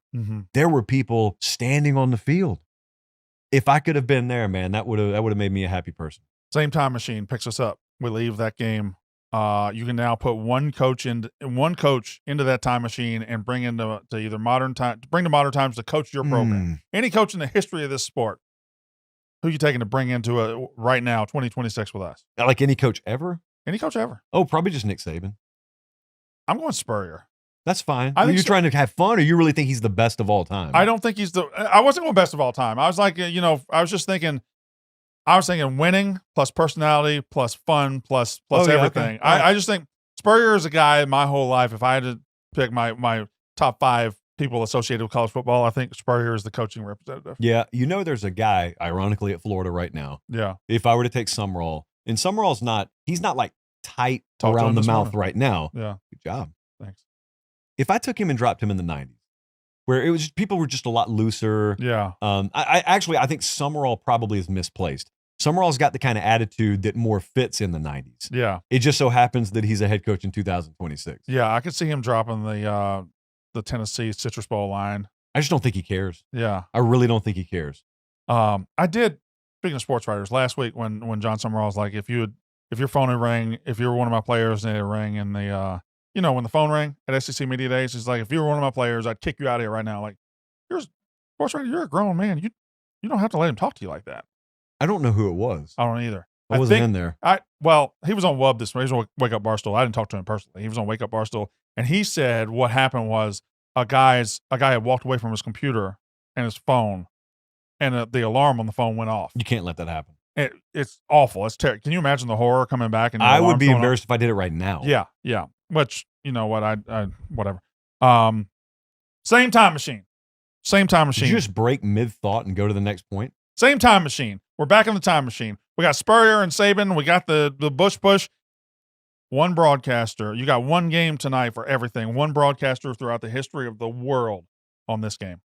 So easy. You're So going Keith easy. Jackson? Of course I'm going Keith Jackson. I know that You're about to try and be controversial just to get something clipped out of this, and it's stupid. The answer is Keith Jackson. I don't let the SEC homer come out in me a lot. It doesn't matter. Keith Jackson did Ohio State games on the banks of the Olentangy. He did LA Memorial Coliseum. Keith Jackson get an is answer the too? voice of college football. Do I get an answer too? You can say something. He It's is not the voice of answer. college football. Since you've got Keith Jackson, there's something Uncle Vern touches in me. You'll never get me to hate on Uncle Vern. Yeah, Uncle Vern and Gary just on a Saturday afternoon at 2:30. It just feels right. You're adding Gary? I think if you got Uncle Vern, I don't like Gary. No. I don't Speak like your or truth. hate Gary on the surface, but if I hear Uncle Vern, I also hear Gary. I loved Gary Daniels. Yeah, I had no problem with Gary Daniels. He name dropped Alabama too much, but whatever. Yeah, but the Alabama folks thought he hated him. So like it was Well, Alabama all folks that all are that works out. All that always measures out. Vern Lundquist is great. I have no problem. He's obviously the soundtrack more of my childhood. Yeah. Because I was on the tail end of Keith. Keith Yeah. Jackson's last broadcast was that Rose Bowl, right? The He had- USC Texas game. Dude, he had a lot of last broadcasts. That's true. He actually 98 SEC championship game was Tennessee Mississippi State, and I remember Mississippi State gave him a silver cowbell because it was his retirement tour. Yeah, it was his retirement The tour. Ric Flair broadcasters. And, and then he is back. You know, he goes all the way to 2006. I do think he's going for the corner. He's got it. That was his last. Do you ever ask why people don't talk like that anymore? It's just People don't something sound lost like to that. history. Yeah, It's yeah. like Nicolas Cage was reading the Declaration of Independence and National Alabama. Treasure, and he goes, "People don't talk that way anymore." Yeah. And people don't talk the way Keith Jackson did anymore. And I don't think, and God bless him, but I don't think in 20 years we're going to say, well, people don't talk like Chris Fowler anymore. See, I always wonder. Which he's fine. No. There's nothing wrong with Fowler. Yeah. I'm saying I wonder about icons and legends in general. Yeah. If we're in an era where it's just not going to birth any of them. Taylor Swift is an icon. Taylor Swift will be remembered forever. But I'm asking, in our world, in the college football world, the way we talk about broadcasters, Yeah. I don't know what changed. You could do a whole 4-hour dissertation on this. I don't know what changed, but you could go Joe Tessitore, you could go Fowler, you could go any of these guys.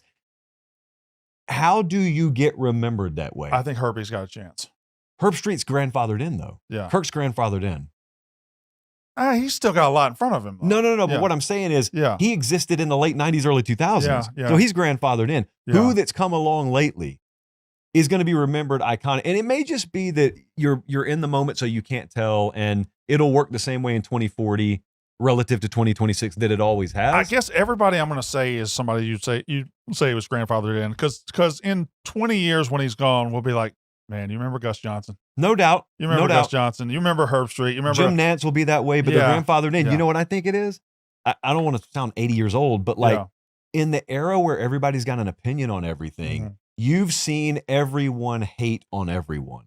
No one ever saw anyone hate on Keith Jackson. Mhm. Now, if you're of the same opinion I am, and that is most people are SEALs, Yeah. and they just clap when they're told to clap, they don't think for themselves. So you see one person hate on Vern Lundquist, and it becomes 50 people, and it becomes 500 million people, probably a little stretch on the last metric, and it just doesn't become cool to say anybody in the modern age Mhm. is an icon or will be an icon. What's your time look like?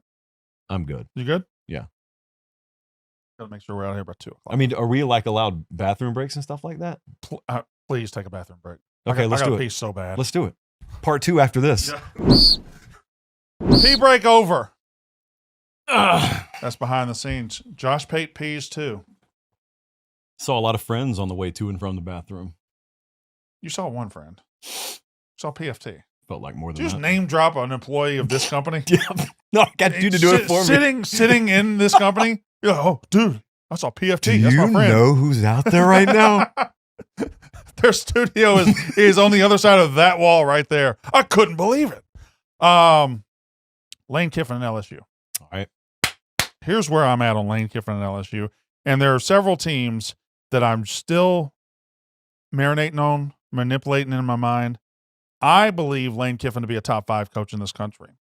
He has gone to a place that will stop at nothing to win. They spent $40 million allegedly on the roster. Sustainable? Can they do it every year? Can they? No. Will they? Yes. Great answer. Yeah. But Great they answer. will do it. I'm gonna give you a point for that. Yeah. But anyway, here's my thing on Lane Kiffin. I believe LSU to be a playoff roster, him to be a playoff coach. I can't get there with the quarterback. Sam Leavitt at Arizona State last year just wasn't very good, and he had an elite top 3 receiver in the country. Jordan Tyson was elite. 2 years ago, he had Jordan Tyson and Cam Scatterbo. They're and was able to going go- to tell you he was hurt. They're going to tell you that was injury. You don't buy that. I just look at the SEC, and I look at Arch over there in Austin. I look at Trinidad Chambliss up there in Oxford. Yep. They're going to be playing a lot of good quarterbacks. And are they going to go to war? They're going to go to war with Sam Leavitt.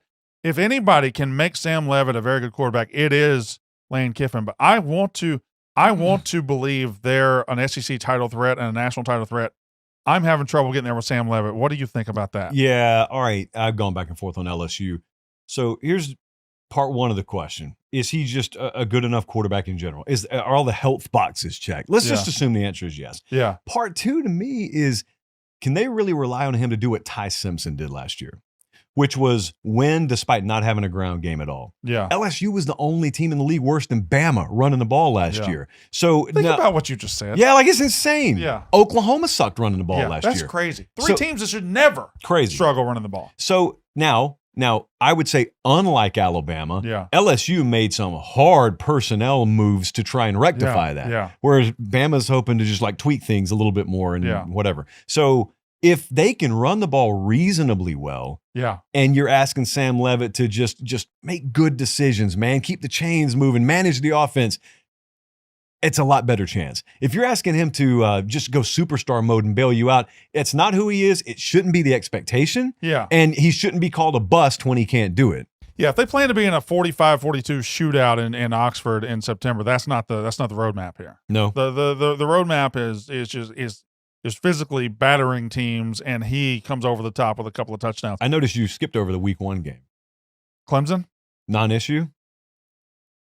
If it is an issue, there's no point in talking about LSU and Lane Kiffin. Don't you think that is so like perfectly college football though? I do. I've thought about this because Dabo and Clemson have been written off to a degree that you can never write off Dabo and Clemson. They have been filed away. They have been picked off and filed away.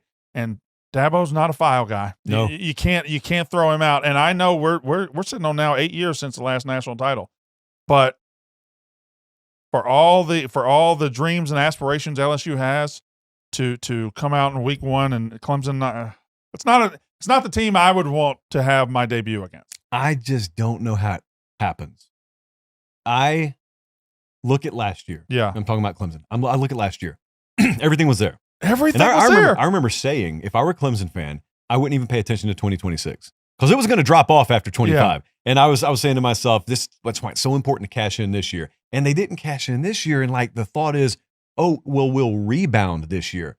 No. Yeah, it's still the same. The only difference that I may have not been able to see coming is you did go into the portal. Tom Allen did convince them, I got to get some speed in the secondary. And they did that. But it's Chris Vezina, I guess. Yeah. At quarterback. It's a drop off in talent. They lost NFL guys at all 3 levels of that defense. And then again, it's Dabo. We'll speed run some teams here. Everything in my body looks at this. I come to 2 teams when I come to come up with a national title pick. It's Texas and it's Oregon. Oh, buddy. And neither have broken through. Oh, buddy, there's no mention of Notre Dame. Neither have broken through. There's no mention of my preseason number 1. We'll get to Notre Dame. That's fine. That's fine. Anytime you tell me you've got a national title hopeful and the number 1 reason, number 1 thing is their schedule, I immediately think, well, that's not a real national title threat. But I didn't say that. And no, you didn't. But if you were objectively looking at Notre Dame and said, why are they going to win the national title? Well, the schedule. That's not a national title contender, at least not to the level of Oregon. You look at Oregon's roster, oh my God. The amount of talent on that roster. You look at Texas's offense, bringing in Hollywood Smothers, Raleek Brown, Cam Coleman to pair with Arch Manning, who is going to be that guy this year. Oh my God. And I don't care what their schedule is for Oregon and Texas. I think they're going to be there at the end. With Notre Dame, I look at them and I'm like, they'll definitely be in the playoff because they have no resistance. And that's not a team, to me. Anyway, go back. Texas, Oregon are my 2. Oregon being the one example I want to ask about. Dan Lanning has never done it. Oregon has never done it. By it, you mean win a national title. Win a national title. Okay. What would be the difference in 2026 to make them finally be the one to raise that trophy? Exactly what we talked about an hour ago, which is being high enough on the ladder to take another shot at the belt. Yeah. That would basically be it. Now, I do think last year it's going to get lost to time and people are just going to remember, man, they got boat raced by Indiana. Yeah. I thought they got caught in like a hurricane of bad events last year where both of their coordinators had taken new jobs. Yeah. I'm excuse making for them. I'm going to admit this is an excuse. Sure. But I also think there's some validity to it was real. Dan is still, relatively speaking, a young coach. Mm-hmm. And so he's going through some stuff for the first time.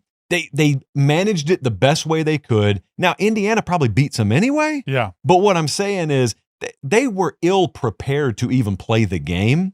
And that's going to be remembered as just no context. They got smoked. Now, the year before, Ohio State did the same thing to them, and there were not those circumstances around it. Now, I just think the one thing they got to really improve on is when they got up against elite talent, Indiana or anybody else. Even it happened a little bit against Penn State's defense, which talent was there. Dante Moore really didn't play that well against elite talent. Yeah. But if you're telling me a quarterback coming back for his 4th year, if that's the thing he's got to improve on, if he's got everything else, I think he can make that leap. You're asking him to do the same thing you're asking Arch Manning to do. That's it. That's all. Just stop me in the middle of what I was about to say. Because I was about to say, by the way, same thing happening in Texas. Same thing happening in Texas. And people will tell you, oh, Arch Manning wasn't good last year, and Arch Manning is only loved because of his name. By November, that dude was the truth. That dude was really good. By the bowl game, that dude was good. He wasn't good in September. I think the bowl game was better than most of the playoff games. Yeah. Yeah. The Texas-Michigan bowl game last year felt like it was being played in 1997. It did. And you know what it felt like? And I hate how reductive this is. You remember the Vince Young Rose Bowl game against the year before the Rose Bowl? Yeah. Where it was against Michigan, and he goes off. I think they went 34-33 or 35-34. And it was like someone pulled the pin on the grenade for the next year, yeah.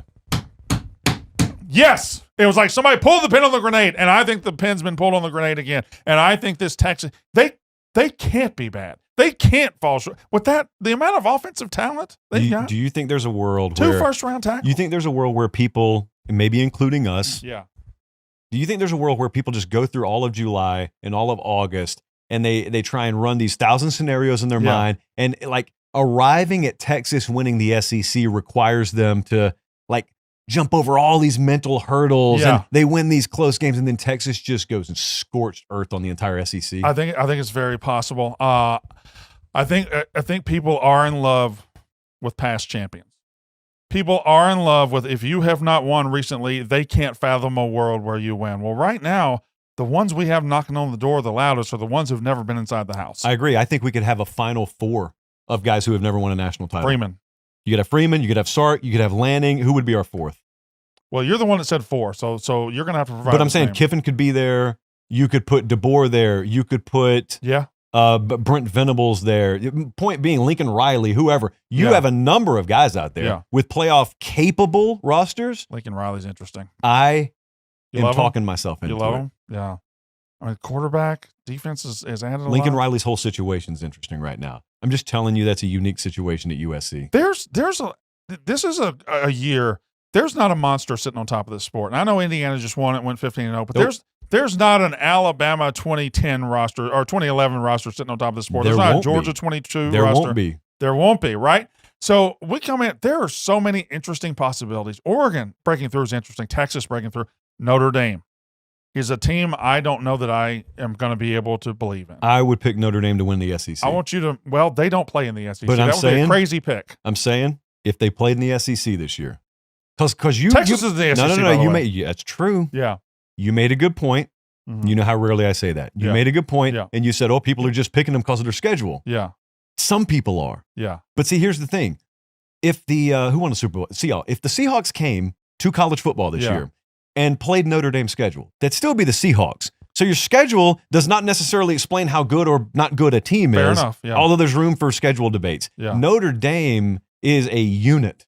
Mm-hmm. Will be a unit this year. Not to mention, for all of the lack of ability their schedule may have to battle test them, they think they got screwed out of a playoff spot last year. They've got that taste in their mouth. All those dudes are back. They got the Heisman favorite at quarterback right now, by the way, according to the odds market. Well, let's do this exercise. You don't have to pick your national title. I'm not going to pick my national champion here, but let's just can this team win the national title? Because I'm going to add a team we haven't talked about. Now, let me just ask for rule clarification. When you say, can this team win the national title, do you mean any team where there's a 1% chance they could win, you need to say yes? Or is it need to be like a 10% chance? I think it needs to be at least 10. It needs to be, I want to tell you a team, a logo, a coach, and you say, yeah, I can visualize that. For this year? For this year. All right, go. Like, let's just, for example, I think John Summerall is a great coach, and I think I can't say a world where the Florida Gators win in year 1. No. But I'll list them. Notre Dame, you obviously think they can win the national title. And you don't think they can win one? I would agree. I'm not going to pick them because I would have Oregon and Texas above them. But, yeah, I can see a world where that quarterback and that coach break through and win the national title. That defense, that ground game. So let's be honest. Texas, Oregon, Georgia, Notre Dame. I think those are four week. Ohio State, Indiana, Oregon. 6. You put all them in there, right? 6. Yeah. Miami. Yes. I can absolutely see Miami winning it. I think I'm going to throw Oklahoma in. All right. Do you want to sell me on this? And this is crazy because Oklahoma fans think I hate them. Through the first 6 weeks. What are you watching on your phone? There is a live show streaming on your phone. Oh, that's me. That's my TikTok. I play my highlights to get myself in the mood. You play your highlights to get yourself views. Now, see, you got me sidetracked again. And you know I don't have that good of a brain. What was I talking about? You were talking about Oklahoma winning it all this year. Okay. Oklahoma fans think I hate them. Let's flash back. First 6 weeks of last year, who was the presumptive Heisman favorite? I had a ticket for John Mateer. I remember it well. John Mateer gets hurt around about the Texas game. They end up losing a couple. But Brent Venables has flipped that team from good offense, bad defense, to now they're elite defense. And I think they can get a good enough offense this year. They go 10-2. They sneak into the playoff. I don't think you're going to want to see that defense on the other side in a playoff game scenario. Last year, they were up 17-0 on Alabama, and then they just let it slide off. They were winning a playoff game at home last year and fell apart. I think you take that moment, you get them in the locker room and say, boys, we got it in here.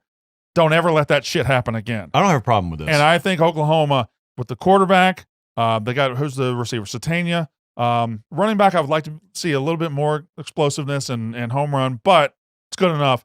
And defensive line's going to be elite. Defense is going to be elite. And Venables might be a breakthrough guy. I'll never doubt defense with them. Ironically, if you talk about the DNA that you suspect the Brent Venables program would have, they were terrible running the ball last year. Terrible. I just have a hard time seeing them fail to run the ball 2 years in a row. Why are these elite, like LSU, Alabama, why are we in a world where they can't run the football? To me, I think it may be because, but this is so anecdotal, but there's a little bit more churn at offensive line. Yeah. Like a lot of coaches say that. A lot of coaches say the veteran continuity that you used to have on offensive line is not there anymore. We're not building the units anymore. We're building individual offensive line. Probably true. So we're at 8, I think. We're at 8. I'm going to throw a couple more. LSU? Yeah. Yeah, I would agree. Ole Miss. Yes, because they've got the most dangerous player in the sport. So I'm going to say no because I'm a generational hater, and my life wouldn't be the same if they won the national title. I'm not mad at that. So also, I don't think you lose a top 5 coach in the country and get better.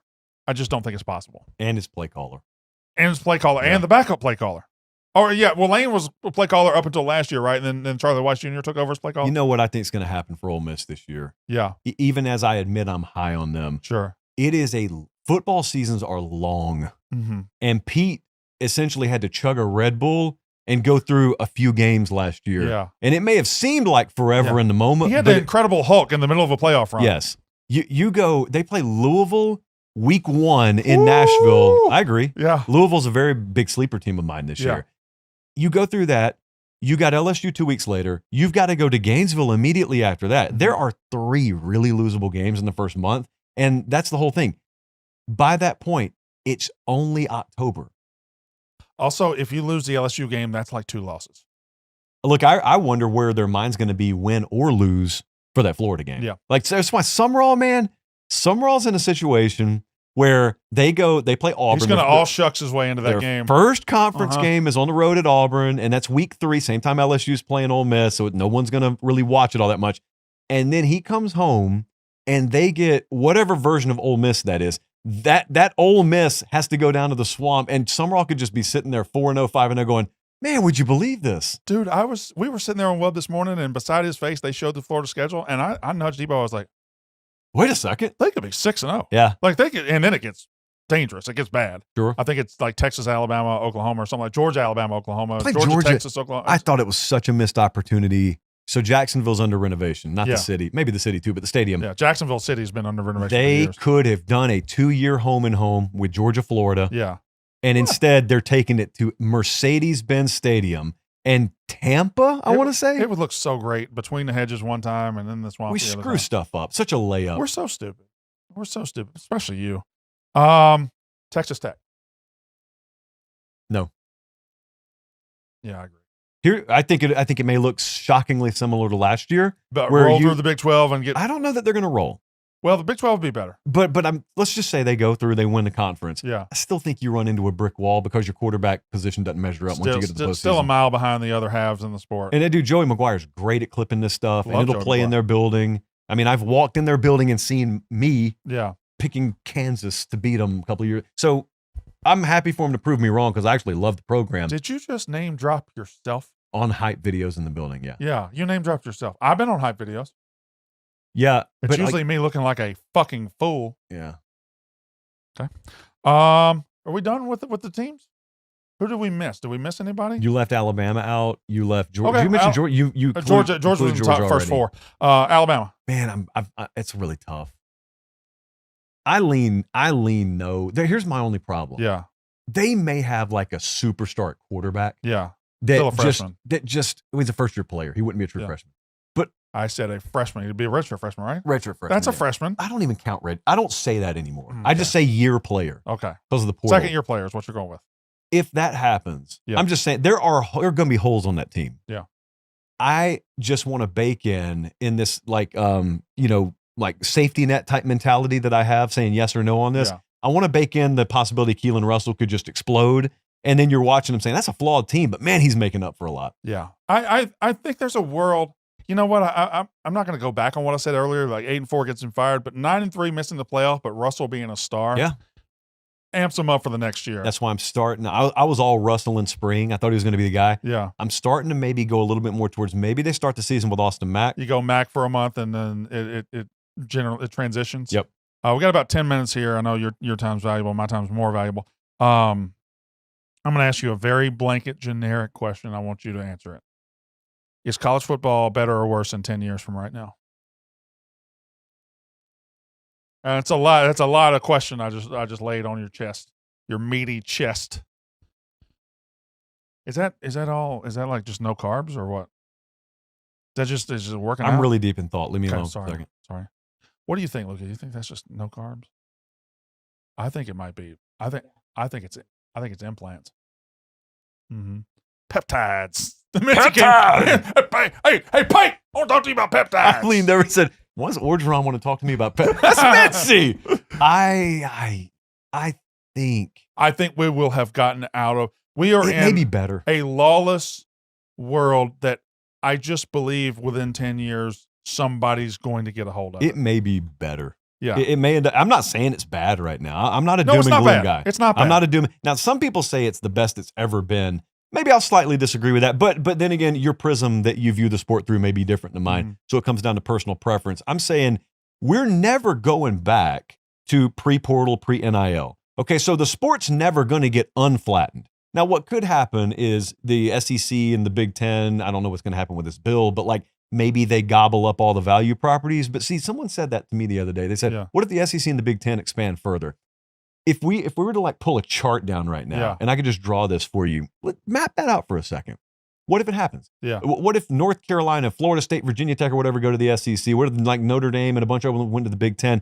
What if college football really did end up being a glorified version of NFC, AFC? However, unlike the NFL, what you do at that point is you just re-divide things up again. Yeah, you put in dividers. The Southwest Conference. You go back to regionality. You take the exact same IP. Yeah. Do I really care that the Pac-10 in this new world is a subsidiary of the Big Ten? I couldn't care less. I just love that I don't have to watch USC play Rutgers in a noon conference game anymore. I would love to see West Coast football mean something again. I think you did just do 20 years of evolution. I do think it's going to evolve back into itself, where we will go regional again. I think the one mistake we've made, and there's never been more eyeballs, never been more dollars. Okay, so by that metric, college football is doing as well. But we have lost with the super conferences. We have lost a little. We've lost the regionality, and we do get lost in the. You can have a weak schedule as opposed to somebody in your same conference that has the toughest schedule you've ever seen. Yeah, and we've lost the balance there. And the answer is 10-team pods, 10-team regional conferences. That's where we're going to end up again.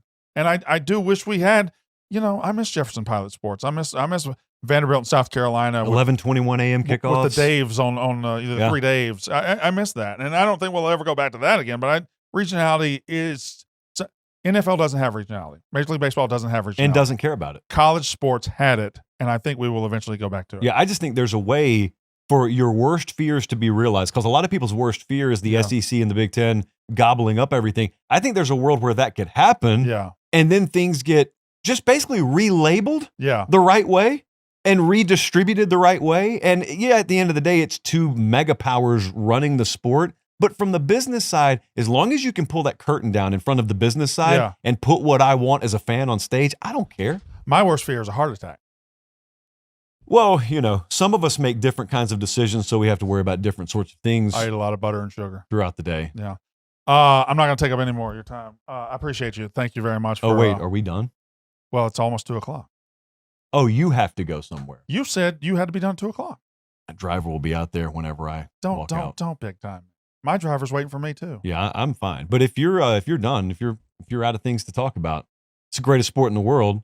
I mean, I came all the way up here to sit down with what I, at the very least would call an acquaintance, if not an outright, you're definitely not a peer, but a friend.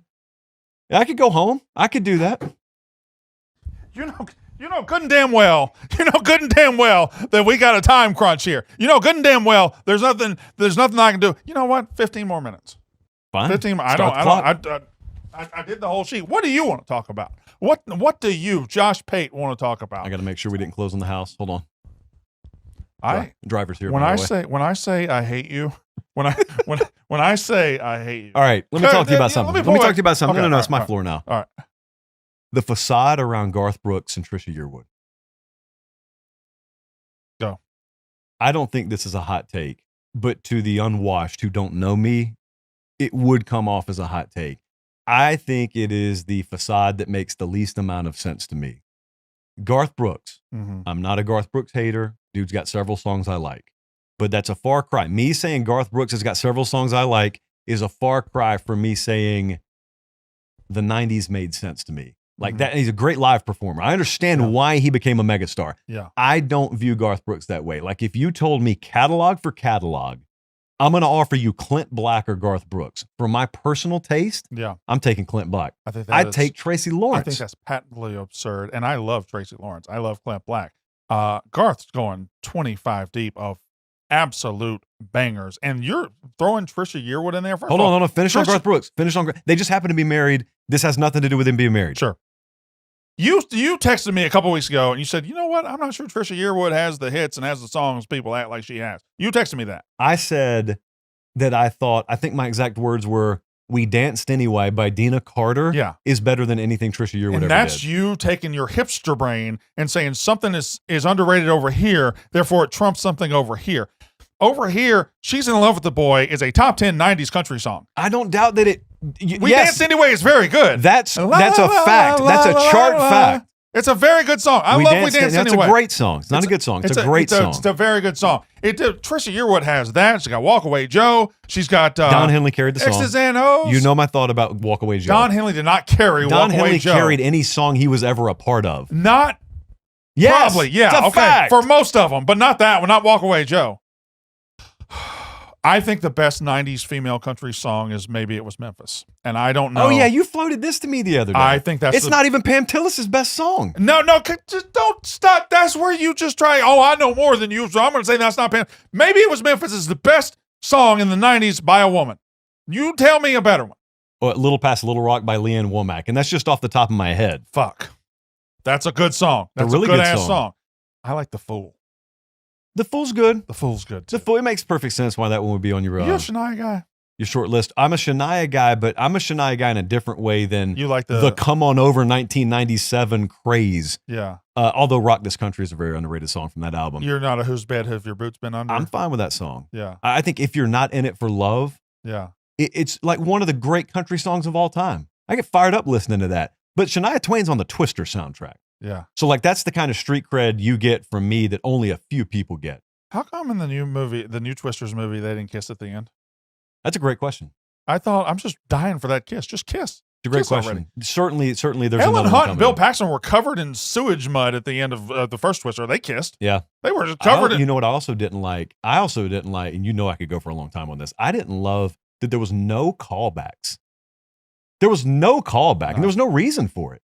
There could have been like a picture of Dusty in somebody's car. There could have been the music they played could have been the same as anything. Buddy, the last thing we saw in the original Twister was Bill and Joe making out on the ground. Yeah. Not knowing whether the family's alive or not. The horses may be dead. But no, we saw the family walk out. That's true. That's true. Why not just make the next movie their children? Yeah. Yeah. It's right there. Yeah. Yeah.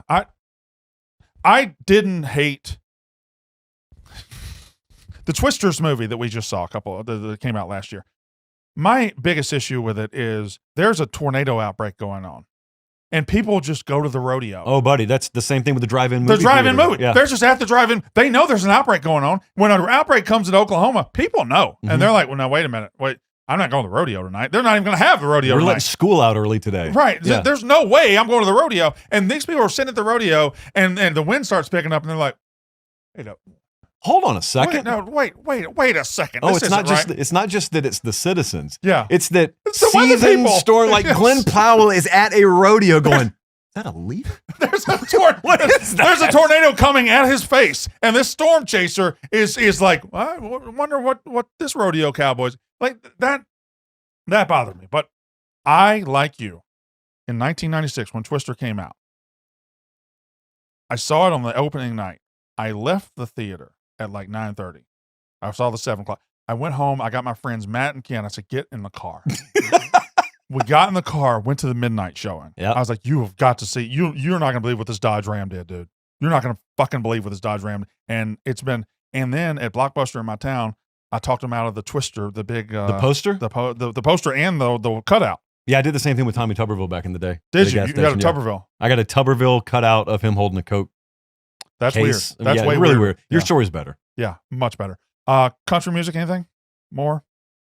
I think Ella Langley's crushing it right now. She's incredible. Ella Langley's on a whole different level.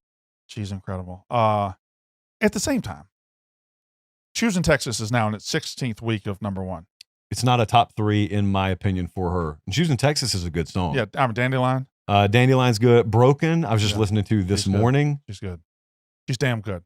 Who's your favorite person currently out? In country? Yeah. I think it's her. It's her. I really think it's her. Combs is so good. Luke Combs is good, but Luke Combs is You a top guy? really, really good song on the Twister soundtrack, by the way. Who do what now? What did you a ask? Zach Top guy? Not as familiar with his You work. got to get on Zach Top. Yeah, that's Listen to fine. Zach Top on the way home. Yeah, not as familiar. Yeah. Zach Bryan, I'm also not like really. Yeah. But it's only because I hadn't sampled all of his catalog. Yeah. I get stuck. I get years at a time stuck on Check playing. out Top for me. I've heard that. You're He's not got the first 90s person to say country that. sound. Yeah. Can we end now? Because I got. Again, if you think that's the right thing to do, do it. Don't do this. See, you're so passive aggressive with this shit. What I'll probably do is hang around the office a little bit after you Can I leave. say something? Your show. Congratulations on all your success. I appreciate it. Yeah, thank you, sir. Thank you very much. I hope this show does pretty well. That's it. Thanks, Lucas.